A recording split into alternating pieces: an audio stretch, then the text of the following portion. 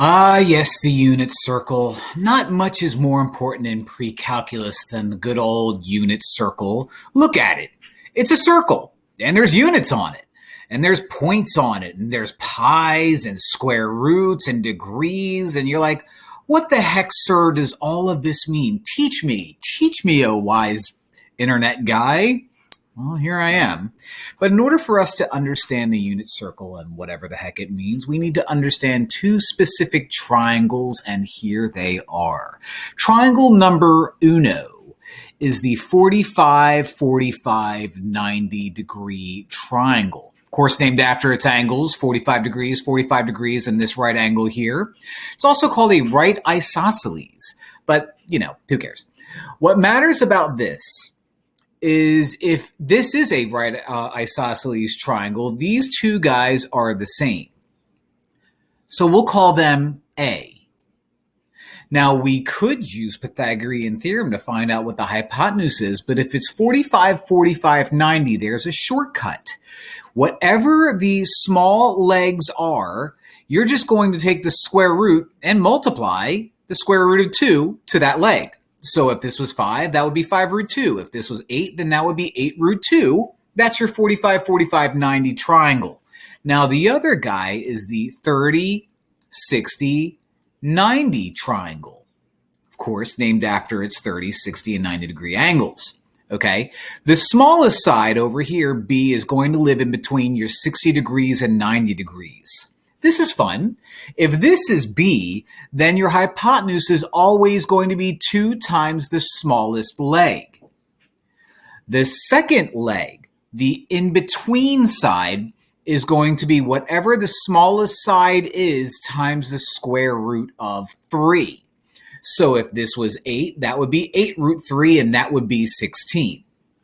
So these special triangles help us figure out specific measurements in this guy back here, the unit circle.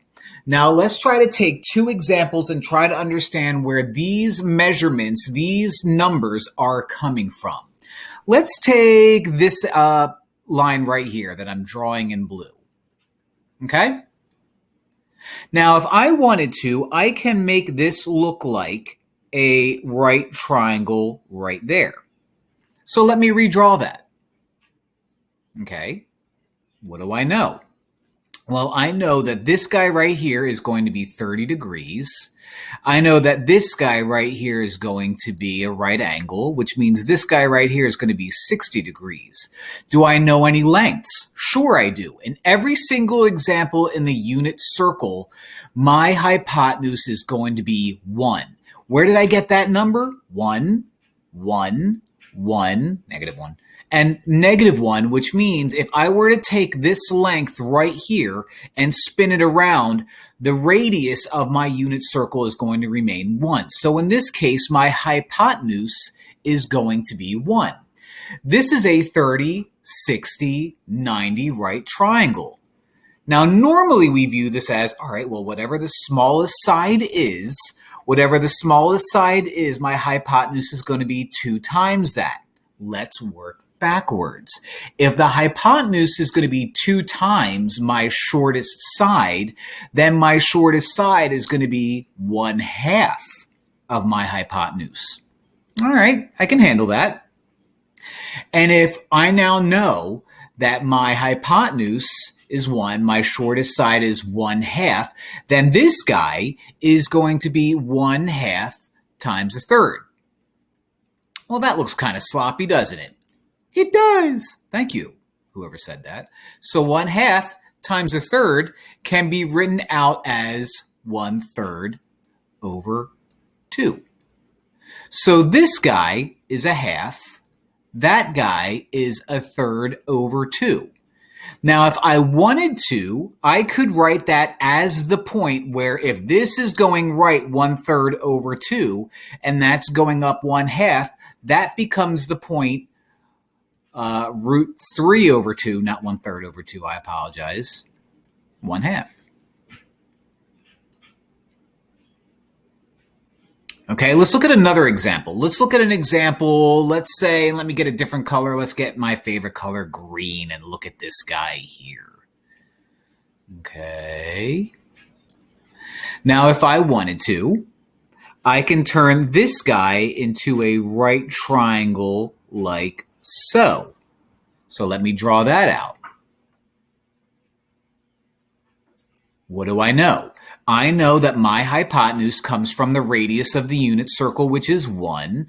I know that if I'm using this guy, it's telling me right here that the angle is 225. Well, what does that mean? 225 starting from this guy spun around means that if I were to cut out 180 of it and only focus on the degrees from 180 degrees to 225, that gives me a right here 45 degree angle. Okay, which means you're 45 degrees. If I created a perpendicular line, you're 90, and I have myself a 45 degree angle, 90, 45, 45, 90. This is 1. Now, this is where the math gets a little weird.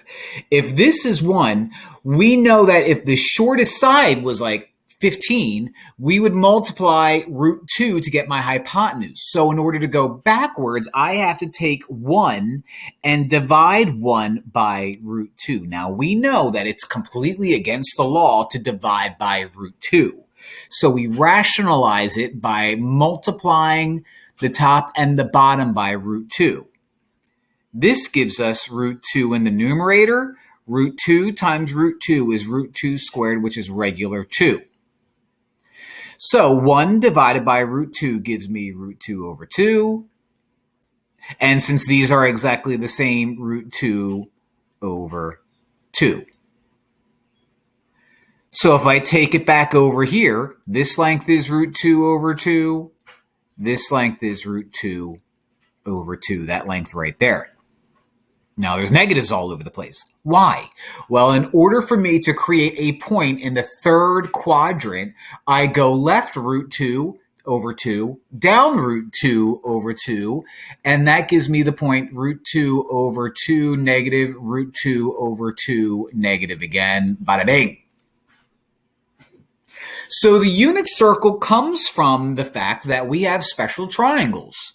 Okay, if we don't have to deal with triangles like these guys, like 0 and 1 and 1 and 0, then, we're good. And if we deal with specific angles, like if we were to deal with this 225, which we just did, we can view this as right triangles anyway. And then we just have to remember, 225 lives in the third quadrant. Or if I were to ask you to deal with 300, that lives in the fourth quadrant. So the point is positive, negative. Or if I were to ask you to deal with 120, then that lives in the second quadrant, negative, positive, so on and so forth. So that is the unit circle. At some point, you are going to learn and try to memorize a lot of these measurements, but this gives you just a nice little visual. Thank you so much for watching and enjoying with me. The end. Unit circle. Find the angle measure of this guy right here. Now, two things that we have to keep in mind. This is spinning at a clockwise fashion. If it's counterclockwise, it's a positive angle. But since this is a clockwise, it's one negative angle. Every solid rotation is 360. So if we start from here, we've got negative 360, negative 720, and then negative 180, which takes us to 900 right here. Now, this is 900, negative 900. Since this is 50, that makes this 40 degrees because of, right angles and stuff like that. So negative 900 minus another 40 gives me negative 940 degrees. So that's how you do it. Pretty simple. All right, if we want to convert radians into degrees, it's important to keep in mind that every 360 degrees is the same as 2 pi.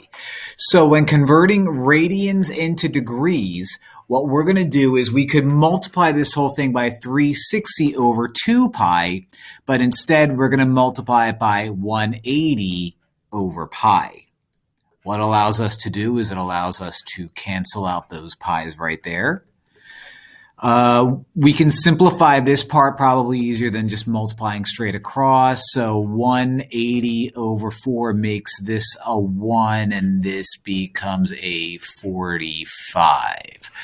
So 45 times 5 is 225 degrees. I hope that's right. I'm going to hit pause and double check. Yep, just check. Did it right. Of course I did it right. Of course I did it right. 225 degrees. It's a hot tamale. Like and subscribe. Convert into radians. Now, before we do this, it's important to remember that every 360 degrees is 2 pi radians. So what we're going to do here to convert this into radians is we are going to multiply by pi over 180. So let's do that. Multiply by pi over 180. Why pi over 180? Well, because 2 pi over 360 does the same thing, so why not simplify? 510 divided by 180, I can get rid of the zeros. 51 over 18 simplifies to, I can do this, I can do this, I can do this, I can do this, I can do this. Let's write it out. 51 pi. I'm having a hard time figuring this out in my head. I know I could divide both of them by 3. So if I divide both of them by 3, that gives me 17 over 6. So that actually is it, 17 pi over 6. Yeah. So, and I'll put rad for radians. So, yeah, got a weird looking circle. We got a weird looking fraction. But that's our answer. I'm sticking to it.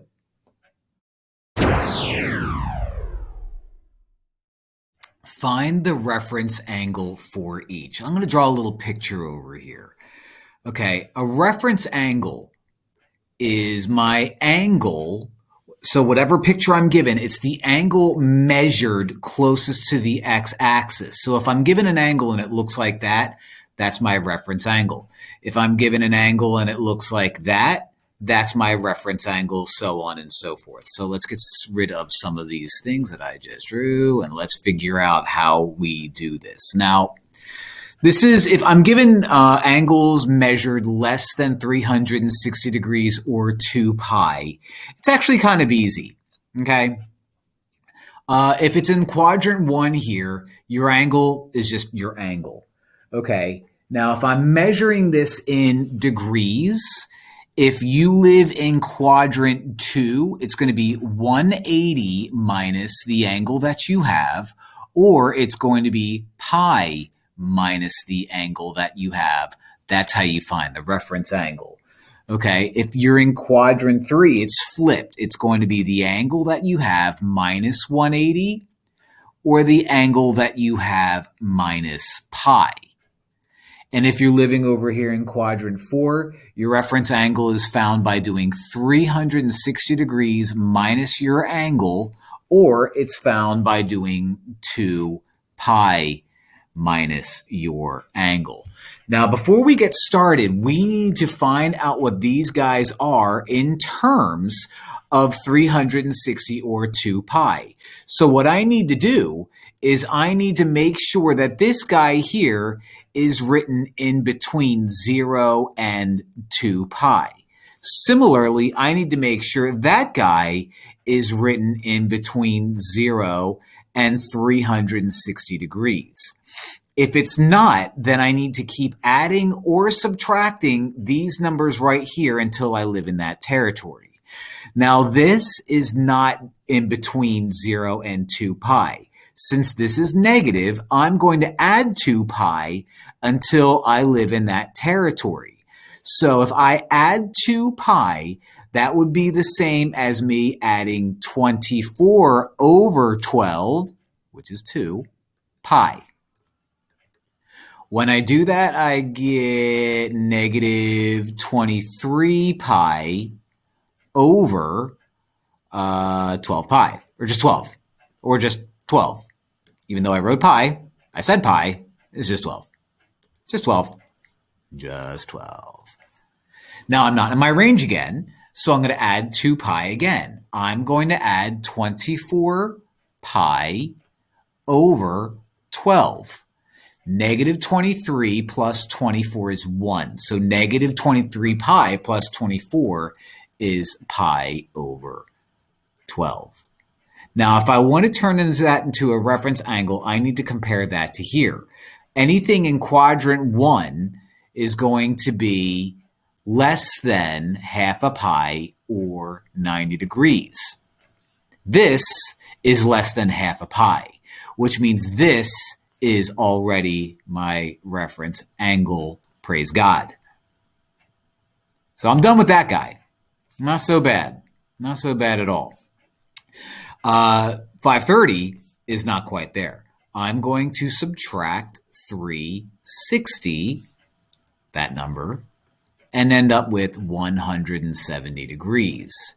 Now I know that this is 180 degrees, which means 170 lives in quadrant 2.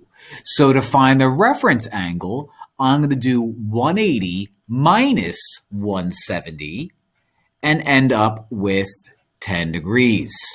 That's my reference angle right there. Now, other teachers might do this differently. If you're able to look at this and know exactly what quadrant that lives in your brain, great. And then what you do, if you knew that immediately right off the bat that was in quadrant 1, then you just add 2 pi, you add 2 pi again, and then you end up with that. Or if you knew right off the top of the head that after you spun this around a few times, you ended up in quadrant 2, then you could do 180 minus 530, realize you don't get what you want, and then repeat the process, and then you end up with 10. Awesome. That's not how I did it. I find this method a little bit simpler, so I'm sticking with it. Okay, might take a few steps longer, but I like it. Don't judge me. Reference angles.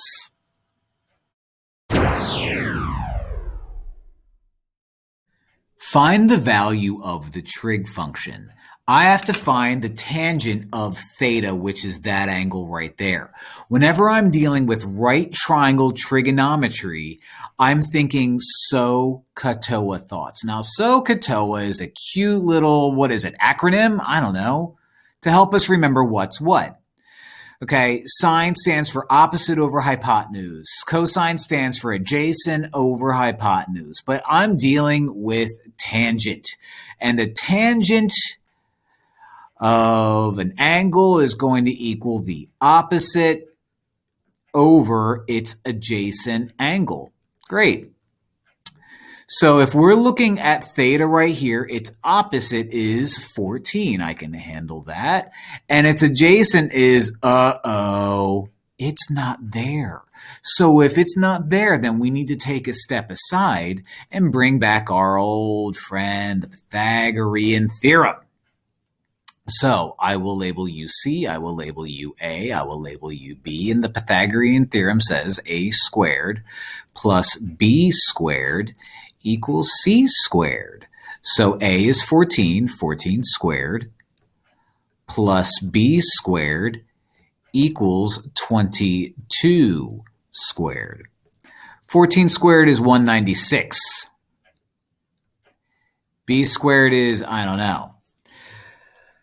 22 squared is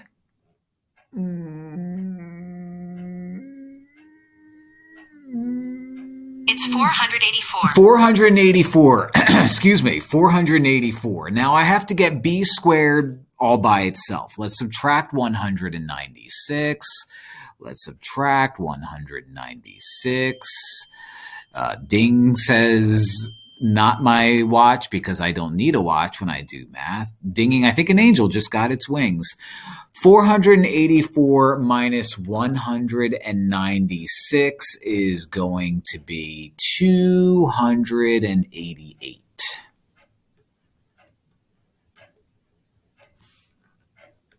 All right, so if I have B squared equals that, I have to square root everything. Don't need to worry about a plus or minus.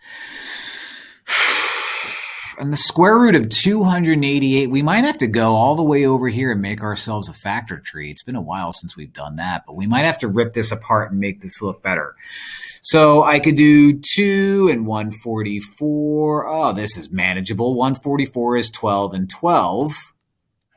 So if I wanted to take the square root of 288, I have 2 times 12 times 12.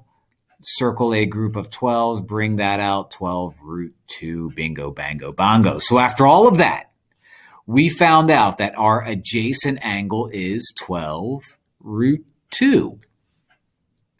So going back here, I'm going to say adjacent is 12 root 2,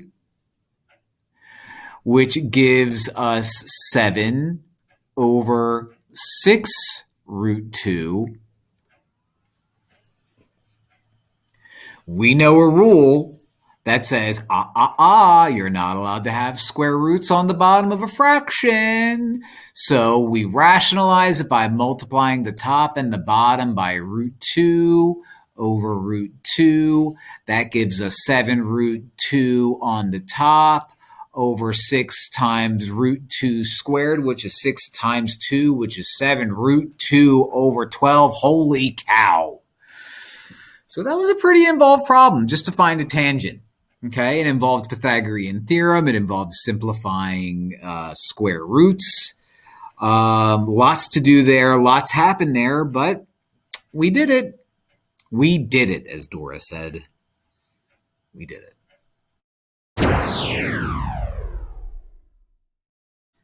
Find the value of a trig function. We have ourselves a little bit of right triangle trigonometry. Right triangle trigonometry teaches us a little thing called SOH CAH TOA. SOH CAH TOA is clever wordplay, and it stands for the sine of an angle, in this case right there, equals its opposite over hypotenuse, the sine. The cosine equals the adjacent over the hypotenuse, and the tangent of an angle equals the opposite over adjacent. Well, we don't have anything for secant, but what do we know? We know that secant is the same as 1 over cosine. Sure is. So I don't care about you and I don't care about you. I care about you. So if cosine theta is the adjacent over the hypotenuse, then secant theta is going to be the reciprocal of that, the hypotenuse over the adjacent side. Here's my theta, okay? The hypotenuse is given to us as 15, thank goodness. So secant theta is 15 over its adjacent side, which is 10 over pi. Now, in a previous problem that I have on the old YouTube, I had to do Pythagorean theorem. This problem is a lot friendlier. Didn't have to worry about that. But what I do have to worry about is the fact that we have a square root living in the denominator. You're not allowed to do that. Another thing, too, is this isn't really even simplified either. So maybe the first thing I should do is simplify this by dividing the top and the bottom by 5. Then what I'm going to do is multiply this by root 2 over root 2, and that rationalizes the function. So finally, we can say 3 times root 2 over root 2 times root 2, or root 2 squared, which is 2. Let me get out my calculator. 2 times 2 is 4. Secant theta is 3 root 2 over 4. That is the value of my secant theta. Done.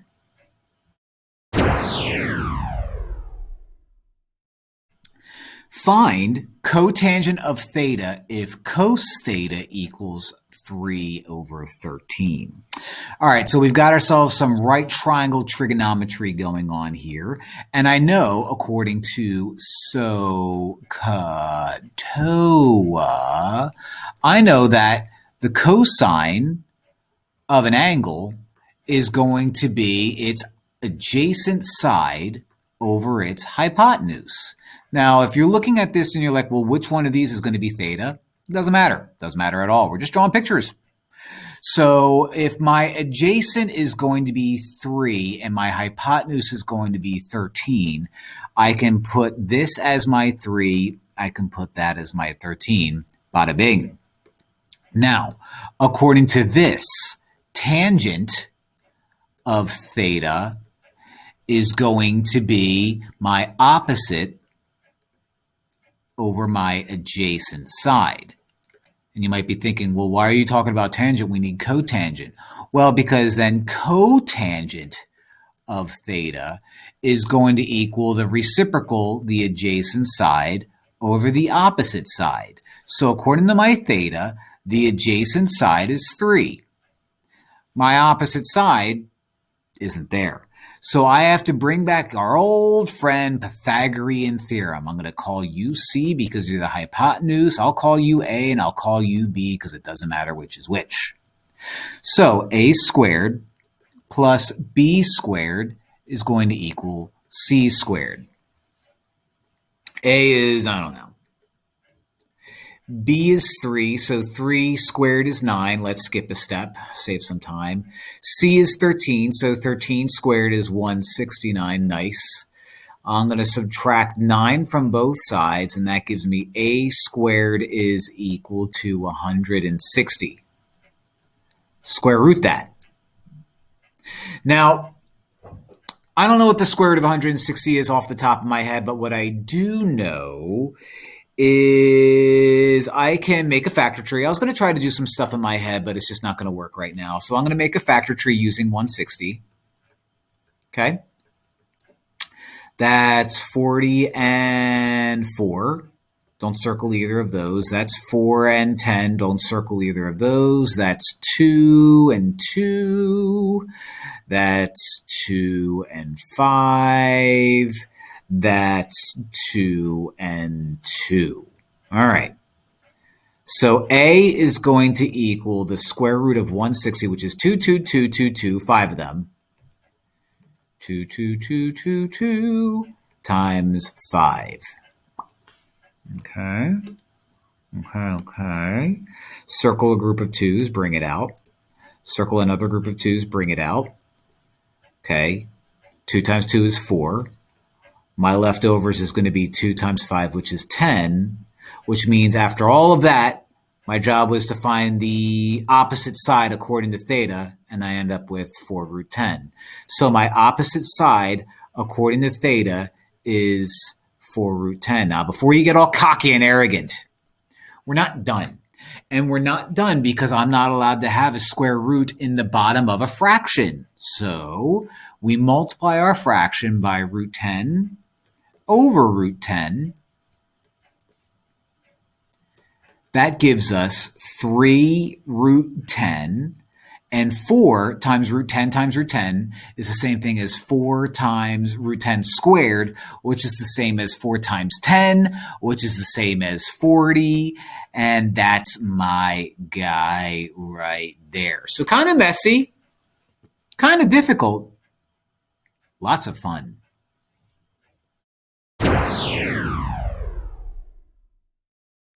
Find the measure of the angle, theta right there. All right, so there's my theta. This is some right triangle trigonometry, so I have to think SOH CAH TOA thoughts. So if I'm looking at theta and I'm comparing 2 and 3, I've got myself an adjacent side, and I have myself an opposite. My hypotenuse right there is blank. Don't need it. Don't even bother doing it. Don't need it at all. So if I think SOH CAH TOA, which is that cute little acronym to help us remember what's what, I need the one that involves my opposite and my adjacent, my O and my A, and that's tangent. So tangent theta is going to equal my opposite over my adjacent. So rewriting that out, tangent of theta equals, look at all this space that I'm leaving, opposite is going to be 3 over the adjacent, which is going to be 2. Now, I'm solving for theta. I have to find the measure of theta. How do I get rid of a tangent? Divide both sides by tangent? No, no, no. You use the inverse function. So the inverse tangent of tangent theta is going to give me theta. Well, if I inverse tangent the entire left side, then I have to inverse tangent the entire right side too. I'm not going to pretend that I know what the inverse tangent of 3 over 2 is, so let's use good old technology. The inverse tangent of 3 divided by 2. And of course, it's not giving me at all what I want. So let me go off-site to a calculator. The inverse tangent of 3 over 2 is 56.3.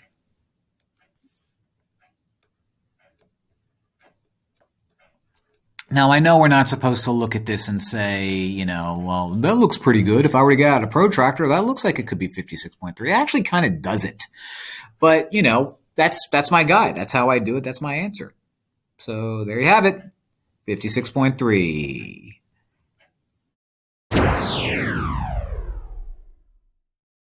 Solve the triangle. Solve the triangle means find all the missing sides and all the missing angles. Now, the first thing that we want to do is try to figure out which one of these do we have 2 of, because if we have 2 of them, we can find the third one. Well, I have 2 angles here, invisible 90 degrees and 33, which means 180 minus 90 is 90, and 90 minus 33 is going to be 57. So I have all my angles down. Now what I need to do is I need to find my hypotenuse and whatever side this is. Now, in order to do that, we're going to think SOH CAH TOA thoughts. So let me write that down. I'm going to pick an angle, any angle, it doesn't really matter. I'll pick 33. And if I'm looking at 33 as my primary angle, my theta, this makes it my adjacent side, and this is going to be my opposite side. So I need to find my adjacent side, and I need to find my hypotenuse. So let's start out by finding hypotenuse. Why not? Who cares? My hypotenuse, looking at 33, and the fact that I'm given my opposite, I'm going to need one of my trig functions that require the opposite and the hypotenuse, and that's sine. So sine theta, and in this case, my theta is 33 degrees, is going to equal my opposite, which is 14, over my hypotenuse, which is, I don't know. Let's call it C, because, hypotenuses are C. Hypotenuse? Hypoteni? I don't know. Now, what I'm going to do is I'm going to use the wonderful world of technology to find out what sine of 33 degrees is.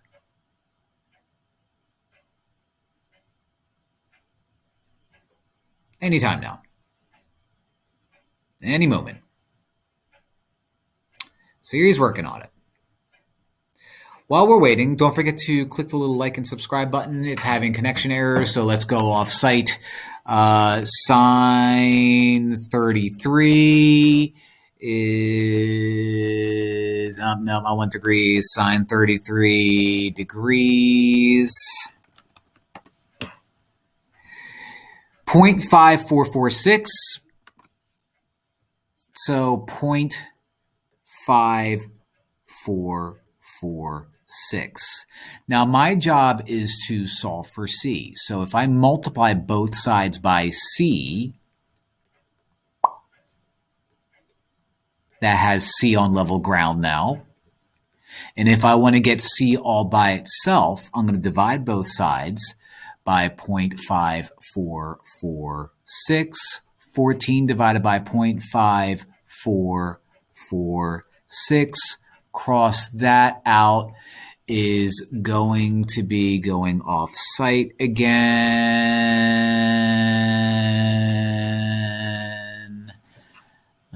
14 divided by 0.5446. 25.7069. Nice. What did I say? 25.7069.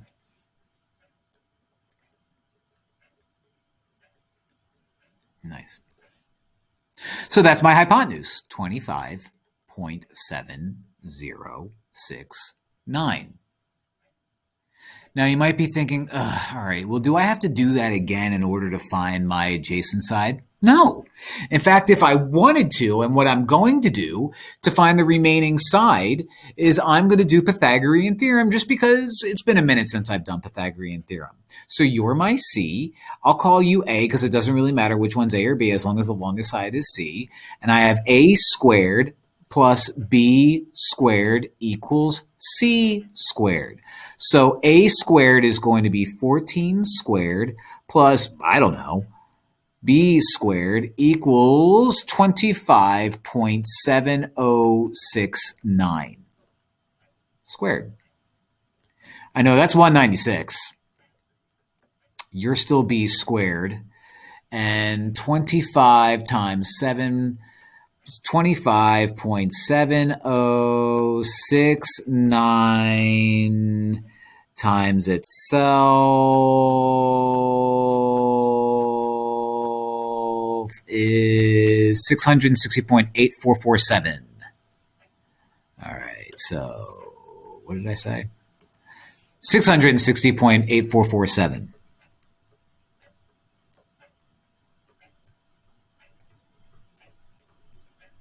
Let's subtract both sides by 196. So let's do minus 196 here. Hit enter. That's 464.8447, 464.8447, 464.8447. Let's square root everything. And that gives us, let me see if I can just, 21.5602. So let's do 21.56. Where are you? 21.56. So cleaning all of this up, cleaning all of this up, cleaning all of this up, and cleaning all of this up, I solve the triangle. I have 14, 21.56, and 25.7069. And I have a 90-degree angle, 57 degrees, and 33 degrees. Oh, wasn't that fun? Took a while, but very well worth it. Find the exact value of cosine 9 pi over 4. What I'm going to need if I find the exact value is definitely not a calculator. See, when we deal with sine and cosine, 99.99% of the time when we use a calculator, we end up with a crazy irrational number. So I'm going to refer to this chart right here. That's my reference angles chart that I stole from the internet. Thank you, math, blah, blah, blah. Now what I need to do is I need to find cosine of a reference angle. Well, you might be looking at that and saying, well, that's not a reference angle. Reference angles are supposed to be between 0 and 90 degrees, or 0 and half a pi. This is 9 over 4 pi, which means it's over 2 pi. So what I'm going to do in order to find my reference angle is I'm going to subtract 2 pi from that guy right there. This, of course, means that if I want to subtract 2 pi, it's going to be the same as 8/4 pi because, you know, fractions and stuff. And that leaves me with pi over 4. Now, where does that fall as far as being between 0 and half a pi? Well, that is between 0 and half a pi. So if we're looking at this as to where is this on a coordinate plane, it's in quadrant 1, which means I don't have to change anything. So cosine 9 pi over 4 is the same exact thing as cosine of pi over 4. Now, what is cosine of pi over 4 as far as my reference table goes? Well, there's pi over 4, which is 45 degrees. The cosine of it is going to be root 2 over 2.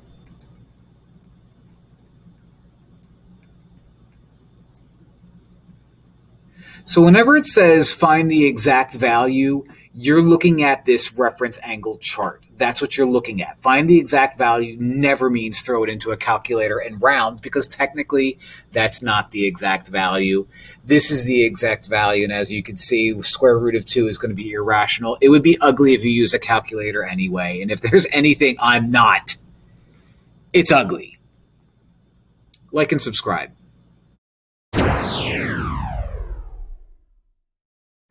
Find the exact value of sine of 510 degrees. Okay, well, in order for me to find the exact value, I have to go to my reference angle chart right here. Now, as you can see, I don't see 510 degrees up here. Don't see it at all. So what I have to do is I have to find myself a reference angle. Now, I have 510, and it looks to me that 510 is going to end up in quadrant 2 here. So what I can do is I can subtract 510. I could subtract 360 from that, and that will get me 150. So if this is 90 degrees, right, and this whole thing is 150, that'll make you 60. Now, I don't care about this. I care about the reference angle, and the reference angle is always the angle closest to the x-axis. So my reference angle for here is going to be 30 degrees. So at the end of the day, I need to find the sine of 30 degrees. And the sine of 30 degrees, according to this guy right here, is going to be 1/2. Now, sine is always going to be positive in the first two quadrants, so my answer stays positive. Once you turn into the other signs or the other trigonometric functions, you have to figure out which trig function is positive and which one's negative depending on where it lands. In this case, it lands in quadrant 2. Sine is positive in quadrant 2, which means my answer is positive 1/2. There you go.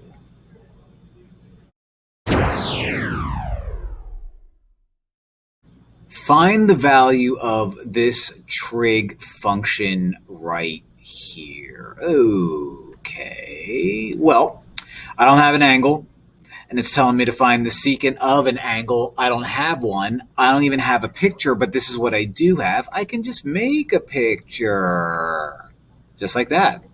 So what I have is a point floating around out here. What this point tells us is this length goes from 0 to negative root 15, which means that length is root 15. We know that this guy goes up to 7, so I have a height of 7, and I don't know what this is. It's asking me to find secant theta. So if I spell out SOH CAH TOA, I care about the CAH, my cousin, because secant is 1 over cosine. So secant theta is going to be the reciprocal of adjacent over hypotenuse, so hypotenuse over adjacent. Well, terrific news. I have my adjacent. I don't have my hypotenuse, so let's break out the old Pythagorean theorem. C is already called C. I called it C for a reason. We'll call you A. We'll call you B. And I have A squared plus B squared equals C squared. So I called A 7, so 7 squared is 49.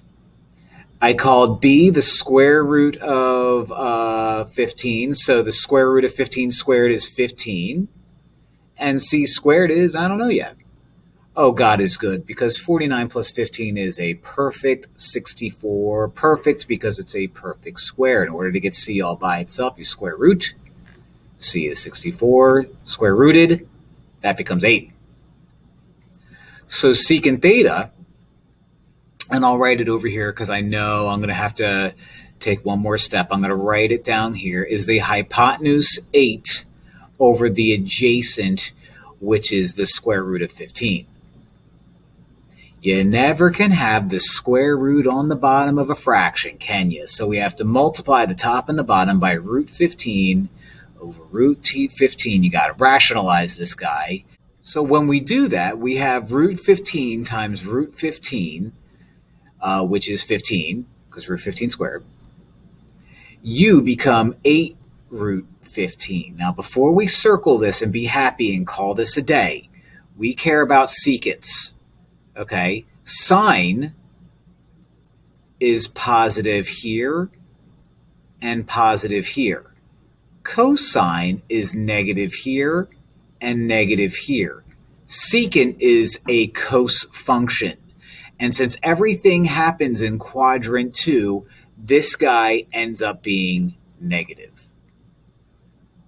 So we can't forget that little detail. Very easy to forget after doing all that work. But we did it. We had a great time doing it, didn't we? Didn't we, boys and girls?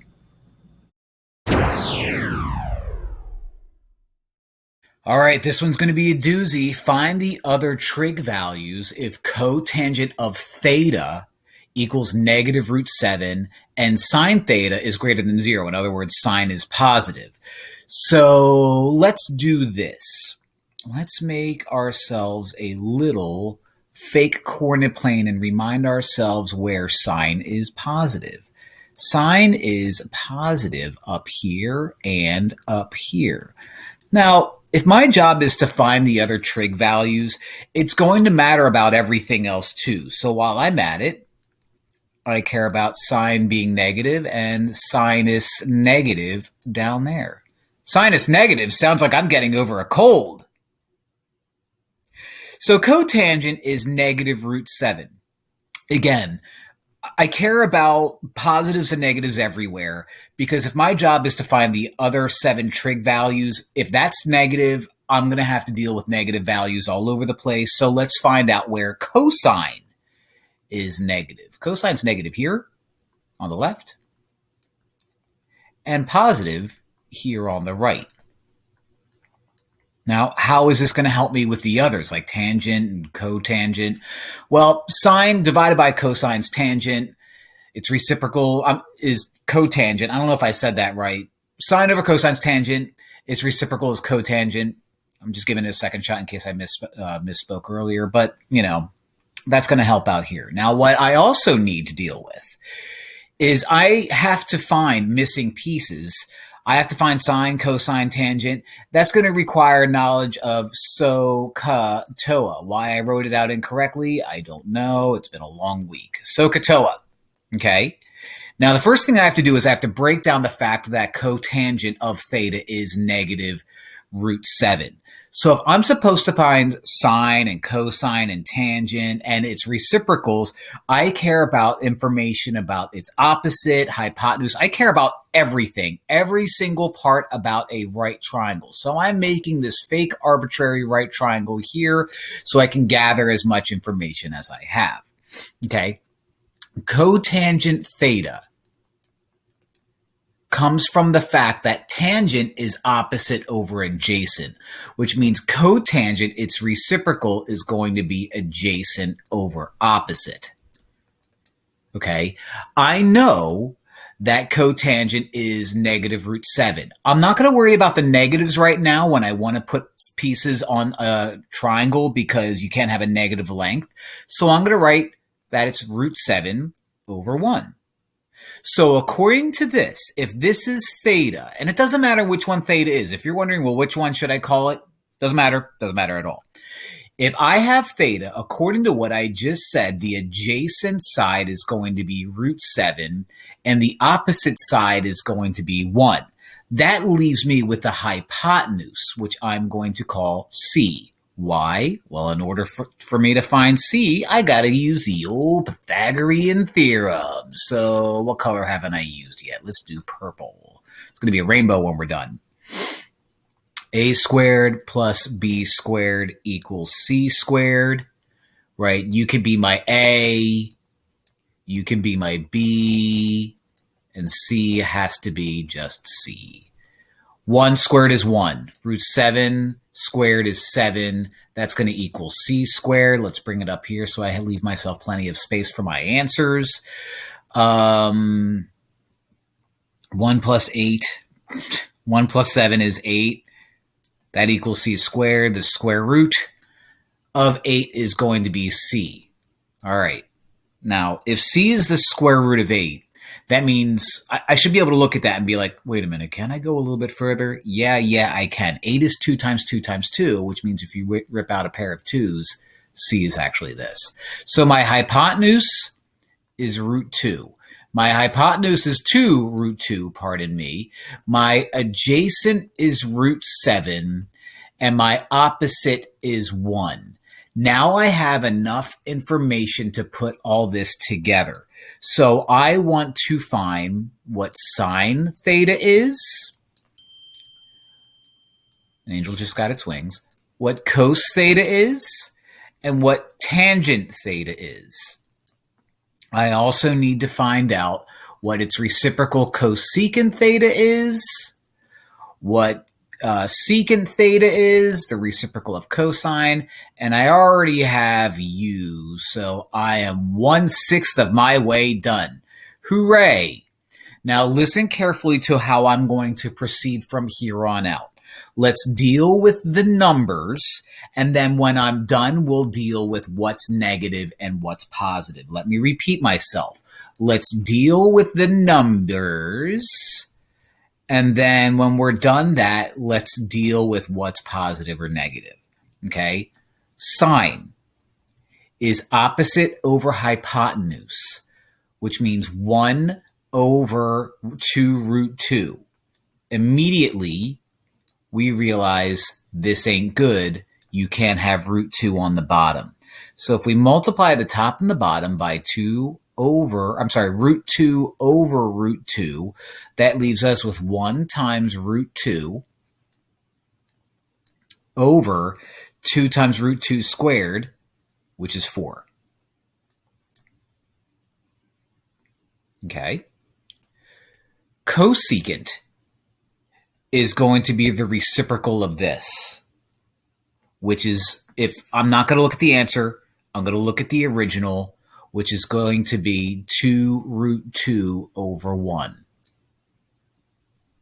Okay, so I'm half done. Well, not really, because I have negatives and positives to deal with. Cosine is adjacent over hypotenuse. Cosine is adjacent root 7 over hypotenuse, which is 2 root 2.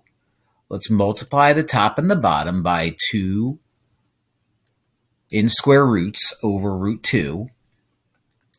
And that gives me root 14 on the top. 2 times root 2 times root 2 again, I already know, is going to be 4.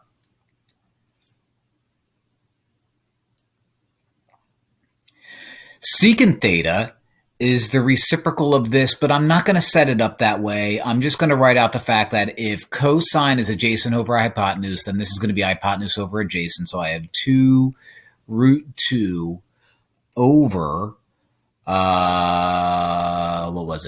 root 7. Multiply the top and the bottom by root 7 over root 7. That gives me 2 root 14 over root 7 times root 7 is 7.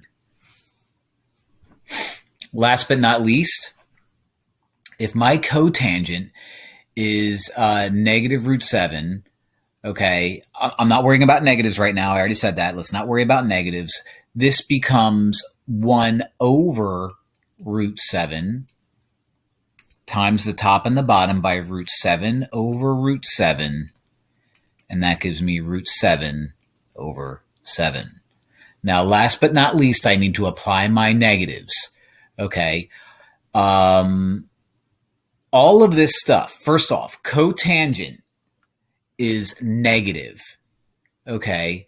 Sine is positive, which tells me that this stuff, which tells me that the original problem, if cotangent is negative and sine is positive, cotangent is negative in 2 spots, here and here. So if sine is positive and cotangent is negative, then everybody lives in the second quadrant, which is why I drew this picture.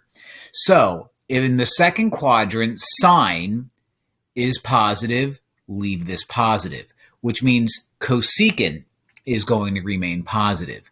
In the second quadrant, Cosine is negative, so make this negative, which means secant is going to be negative. Doesn't look pretty, but I'm making it red. I already know that cotangent is negative, so tangent's going to be negative. But if you need further proof, in the second quadrant, sine over cosine is going to be positive over negative, which is negative. There you have it. So to put this all together, even though it looks a little bit sloppy, I have all 6 of my trig functions where sine and cosecant are positive, cosine and secant are negative, tangent and cotangent are negative. Also, when I figured things out, I had to make sure that I didn't have any square roots on the bottom. And there we have it. Okay.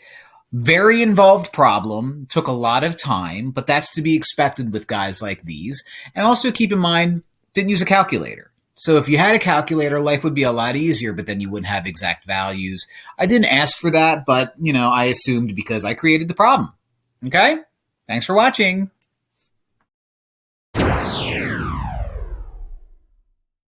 Graph y equals 3 cos theta. Let's understand what cosine looks like. Okay? I'm going to try my best to draw a cos theta on this little thing here that I have that never works right. If it's regular cos theta, we care about its height being 1 and -1, or an altitude of regular 1. We care about all of our action happening at every half a pi. So you'll be pi, you'll be 2 pi. For a regular cos function, it repeats the process. In other words, it has a period of 2 pi. So it starts here at 1, goes through at half a pi, bottoms out at pi, goes through again at 3/4 of a pi, or 1.5 pi rather, and then peaks out. As you can see, drawing this is not my strength. So if it's 3 cos pi, and that's the only difference that we have, we take this picture right here and make the altitude 3 times bigger. If the number is multiplied to your trig function, that changes the altitude, the height, by that much. So instead of starting at 1, we start at 3. We go through the x-axis at half a pi. We bottom out at -3 at pi, go through the x-axis half a pi later, and we repeat the process every 2 pi. So bottom out here, and we're done. Now, the fun part about all of this is me trying to draw this out. Oh my gosh, I actually started out decent for once. Oh, please, Lord. Nope, screwed it up already. Screwed it up even worse. What's worse is I have another problem like this later on. That actually turned out nice. Maybe if I talk, that'll help. Yeah. All right. That's what it's supposed to look like if this was a little bit cleaner. Ugh, you know what, whatever. You get the idea. That is my 3 cos theta picture. I'm not an artist. I'm a math guy. Still, I tried, and that's all God cares about, isn't it, boys and girls? Like and subscribe. Oh, graph y equals cosine of this whole mess. This is called a sinusoidal graph, okay? Sinusoidal because it is a mixture of sine and soda pop. Also sounds like a Phil Collins song, Sudio. Enough dad jokes for today. So let's try to compare this to what the actual sinusoidal picture looks like. Y equals A times whatever trig function it is that you're dealing with, times, and this is where it looks kind of weird, B times theta or x minus h, close it, plus k. This is the typical graph for the sinusoidal thing. Now, what's what? A, or better yet, the absolute value A is the altitude. That's how tall my picture is. Okay? I had a previous problem where the only thing I had to worry about was the altitude. Here, the only thing I don't have to worry about is the altitude. What's B stand for? B is the period, but the way you find the period is you take 2 pi and divide it by the absolute value of b. That's my period. That's where everything repeats, okay? Now, what's h and what's k? H is the left or right phase shift. If h is positive, you move right. If h is negative, you move left, which means k is the up or down vertical phase shift, okay? So that kind of tells me what things look like there. Here's issue number one. This does not look like this. Why? I don't see any parentheses living inside this cosine parentheses. So in order for me to make this look like this, I have to remove that 4 from the denominator of this guy. And if I do that, I have to do the same thing from here. So although it's kind of unorthodox, what I have to do is rewrite this equation and factor out a 1/4 from both of these. One more time, I have to factor out a 1/4 from both of these. So I'm going to have cosine with the altitude invisible 1. If I factor out a 1/4, okay, that makes that just pi. If I factor out a 1/4 from pi over 4, that leaves me with just pi. Now I have -2. All right, so first things first, cosine look like this. We also know, based off of what I just wrote out, that my altitude is invisible 1. The height doesn't change. God is good. The period is going to be 2 pi over 1/4.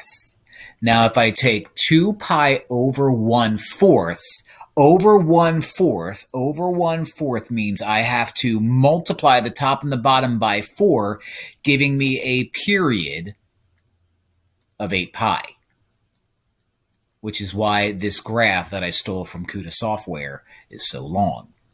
My phase shifts. My phase shift is, since this is a positive pi, I go left pi spaces. Now, if you're like, whoa. You just said this is positive pi. Shouldn't you go right? Nope, because it's the opposite of this guy. Everything in here seems to always live in opposite land. So we're going to phase shift left 2 pi. I'm sorry, 1 pi. 1 pi. That means phase shift down 2. Okay? So I'm going to pretend that this is pi. Okay, just floating around out here. If I move left pi 2 and down 2, that makes my brand new origin right here. Now, cosine starts at 1 usually, which means my new picture is going to start here. So I'm going to draw dots as to where things should be. Now, this is going to peak out at -1 and bottom out at -3. So if a question were to ask you, well, what's my maximum, what's my minimum? My maximum is going to be -1 and my minimum is going to be -3. Now, it's going to completely repeat itself every 8 pi, which means I'm going to go all the way over to 7 pi and draw that dot again. Which means if it peaks out at -pi and 7 pi, then it's going to bottom out here at 3 pi. It's going to go back to its normal position at 5 pi and regular pi. So basically, go 2 spaces, down 1, go 2 spaces, down 1, go 2 spaces, up 1, go 2 spaces, up 1, go 2 spaces, down 1, go 2 spaces, down 1, go 2 spaces, can't. The fun part about this problem, and the part that makes me the most nervous, is my ability to draw. So don't judge me, please, for the love of God. All right. Boom, boom, boom, boom, boom. Did I draw a dot here? I did. It's barely, you can't see it. Boom, and if I wanted to, So that's my picture. I'll give myself a small pat on the back. That didn't look half bad. But that's how you do it. That's That's how you graph a sinusoidal equation without a calculator. Sinusoidal. All right, I'm done. Bye. Like and subscribe.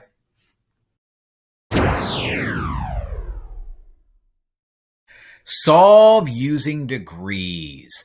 All right, I'm going to write this out. I'm going to write this out, and I'm going to give myself a little bit of space because you will see what happens. What I really like about this problem is it doesn't say find the exact value, which means here I'm not going to worry too much about going to a reference angle table. I could, but I won't. I could, but I won't. What I'm going to do is I'm going to take the inverse sine of both sides. That's why I wrote so much space over here. I'm going to take the inverse sine of both sides. Now, the point of this is to get theta and whatever's attached to it all by itself. The inverse sine of a sine leaves whatever's inside left over. So now all I have to do is divide whatever this becomes by 4, and I have my answer. But uh-oh, SpaghettiOs. Because this guy, the inverse sine of 2 root 3 over 3, is undefined.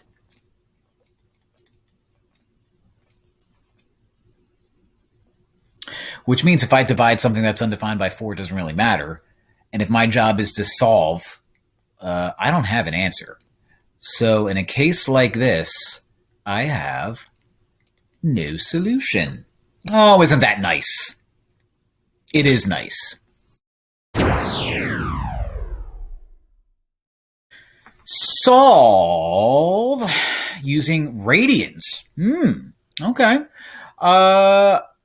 I did a previous problem like this where I used a calculator, but a lot of calculators don't have an inverse cotangent. See, my job is to get theta all by itself, but theta is trapped by this cotangent wrapped around it. And so what I would have to do is I would have to take the inverse cotangent of both sides. But I'm not going to do that here. I'm going to be a little creative. What if I don't have an inverse cotangent button? Like, let's say I'm on Desmos, which doesn't have an inverse cotangent button. What do I do? What do I do? What do I do? Well, if root 3 over 3 equals cotangent of stuff, then I can just turn this into root 3 over 3 equals 1 over the tangent of stuff. Oh, I didn't know I could do that. Oh, thank you. Now what I have here is I have myself a proportion, crisscross applesauce, 3 times 1 is 3. So I'll put that 3 over here. Root 3 times tangent of stuff is going to be root 3 tangent of stuff. What is that? 6? 6. Divide both sides by root 3, and now I have tangent of theta plus pi over 6 equals, leave myself some space, you'll see why in a second, 3 over root 3. Now I can run into most calculators and take the inverse tan of both sides. Now, when I take the inverse tan of a tan, that leaves me with whatever I have. All right, so I'm going to write up here, theta plus pi over 6 equals the inverse tangent of 3 over root 3. By the way, don't yell at me about root 3 being on the bottom. I'm just going to throw it all into a calculator anyway. When I throw it all into a calculator, I get pi thirds. Trust me on this one. Okay? This is in radians. Make sure that your calculator is set to radians. Now I have to subtract pi over 6 from both sides. Pi thirds minus pi over 6 is going to be pi over 6, because this could be like 2 pi over 6. So 2 pi minus a pi, it's just a pi. Sounds like Thanksgiving. But what I have to do in a case like this is I'm solving for all possible thetas. Remember, cotangents along with all the other trig functions repeat itself. So when I'm dealing with a tangent or a cotangent, I have to add pi n to my final answer because of the way that tangents and cotangents repeat themselves.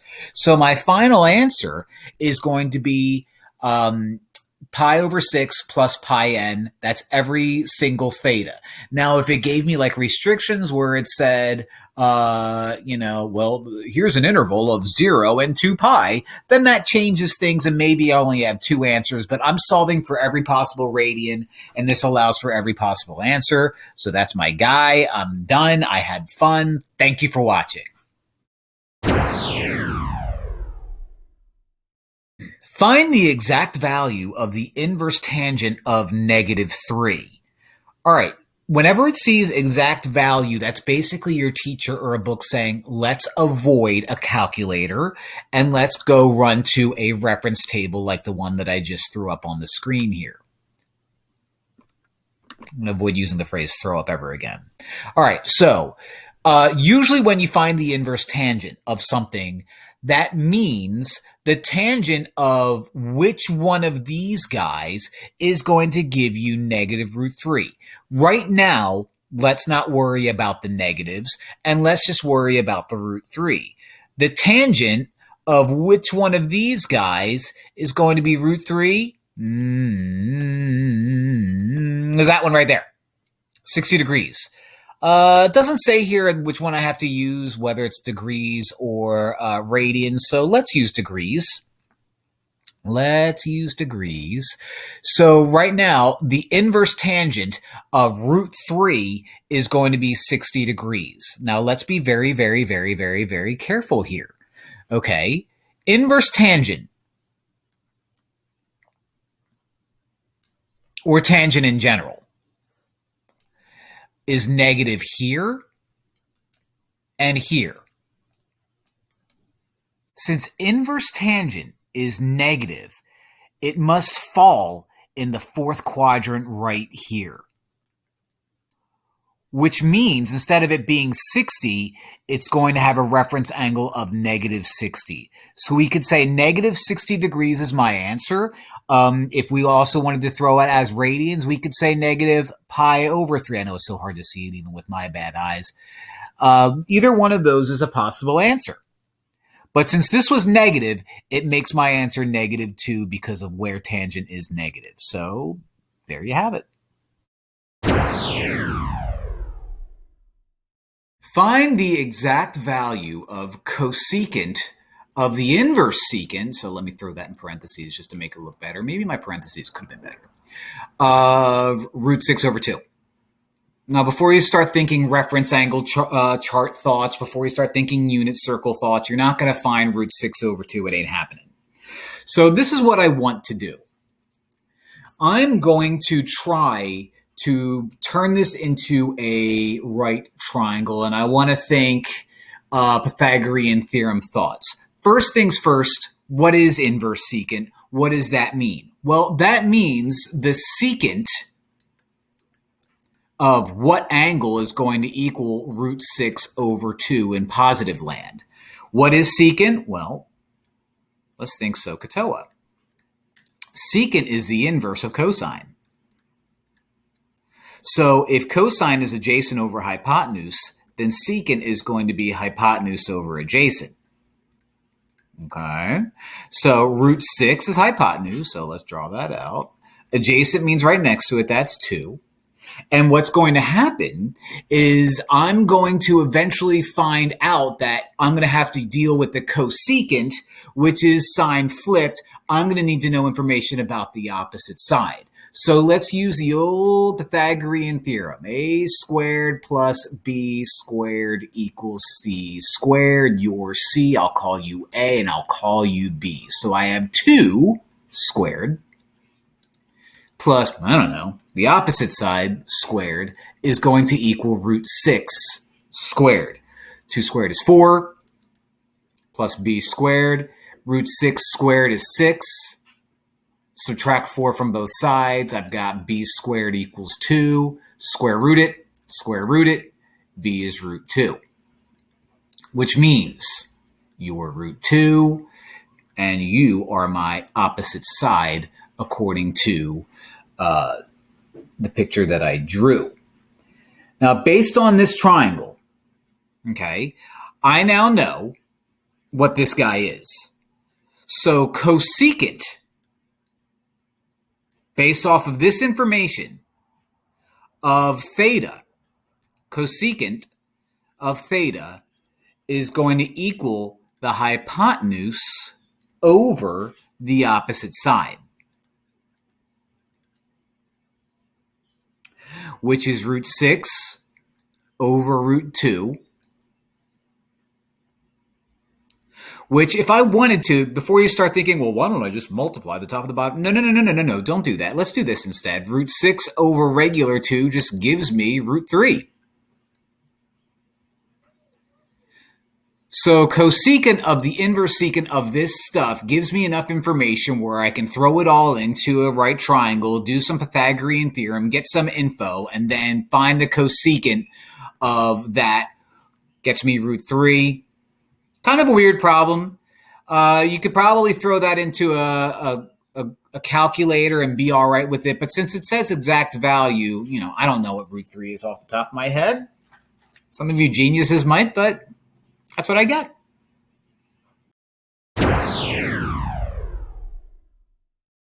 Use a trig identity to answer this question right here. Okay, I have sine, and I'm being asked to find cosine of theta minus pi over 2.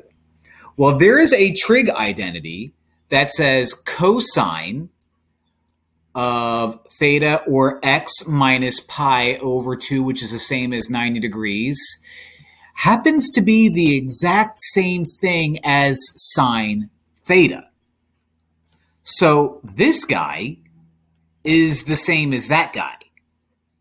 This guy is the same as that guy. And if I'm being asked to find this guy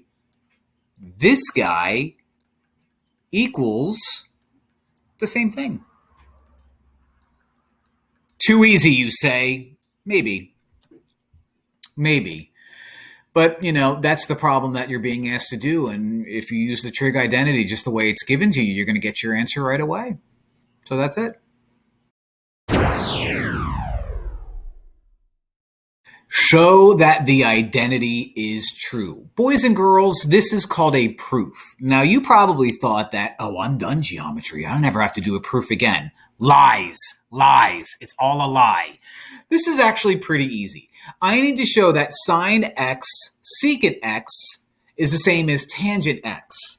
So what should be going through your head is you should be thinking, all right, well, tangent x is sine over cos. So can I turn that into sine over cos? I sure can. Sine x, can't do anything there. Secant x is 1 over cosine x. And when I multiply sine x to 1 over cosine x, I get sine x over cosine x, which is the same as tan x. Ladies and gentlemen, I'm done. That's my proof. I showed what I needed to show. It wasn't a lot. Too easy, you say. Too easy, sir. Well, sometimes these problems are a lot friendlier than you think. And this is one of them. Show that the identity is true. Ooh, we have ourselves a proof. What we want to do is we want to take this weird looking fraction and make it look like that. So basically, the best thing to do is whenever you see sines and cotangents floating around is to break it down to its simplest parts. Sine x is sine x, can't really change that. But cotangent x is cosine x over sine x. Sine x is in an invisible numerator and an invisible denominator. Well, not invisible, actual denominator. And they cross each other out. Now, when I do that, I'm left with 1 over cos x. And you might be thinking, no, that's too easy. There's no way that's all I have to do. Yeah, it is. It's a pretty friendly problem. Some of them are friendly, just like me.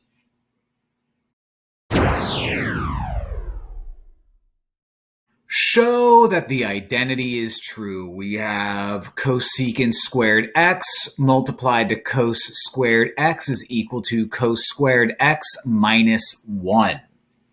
All right, let's try to break this down into the simplest way possible. Whenever I see cosecants, I want to try to turn that into its actual thing. So let's do this. Let's put cosecant squared x in the bottom and make it sine squared x. Okay. Cos squared x, cos is pretty basic, so let's leave it like that. And let's try to change it into something that looks like that. Cos over sine is cotangent. So cos squared x over sine squared x is cotangent squared x.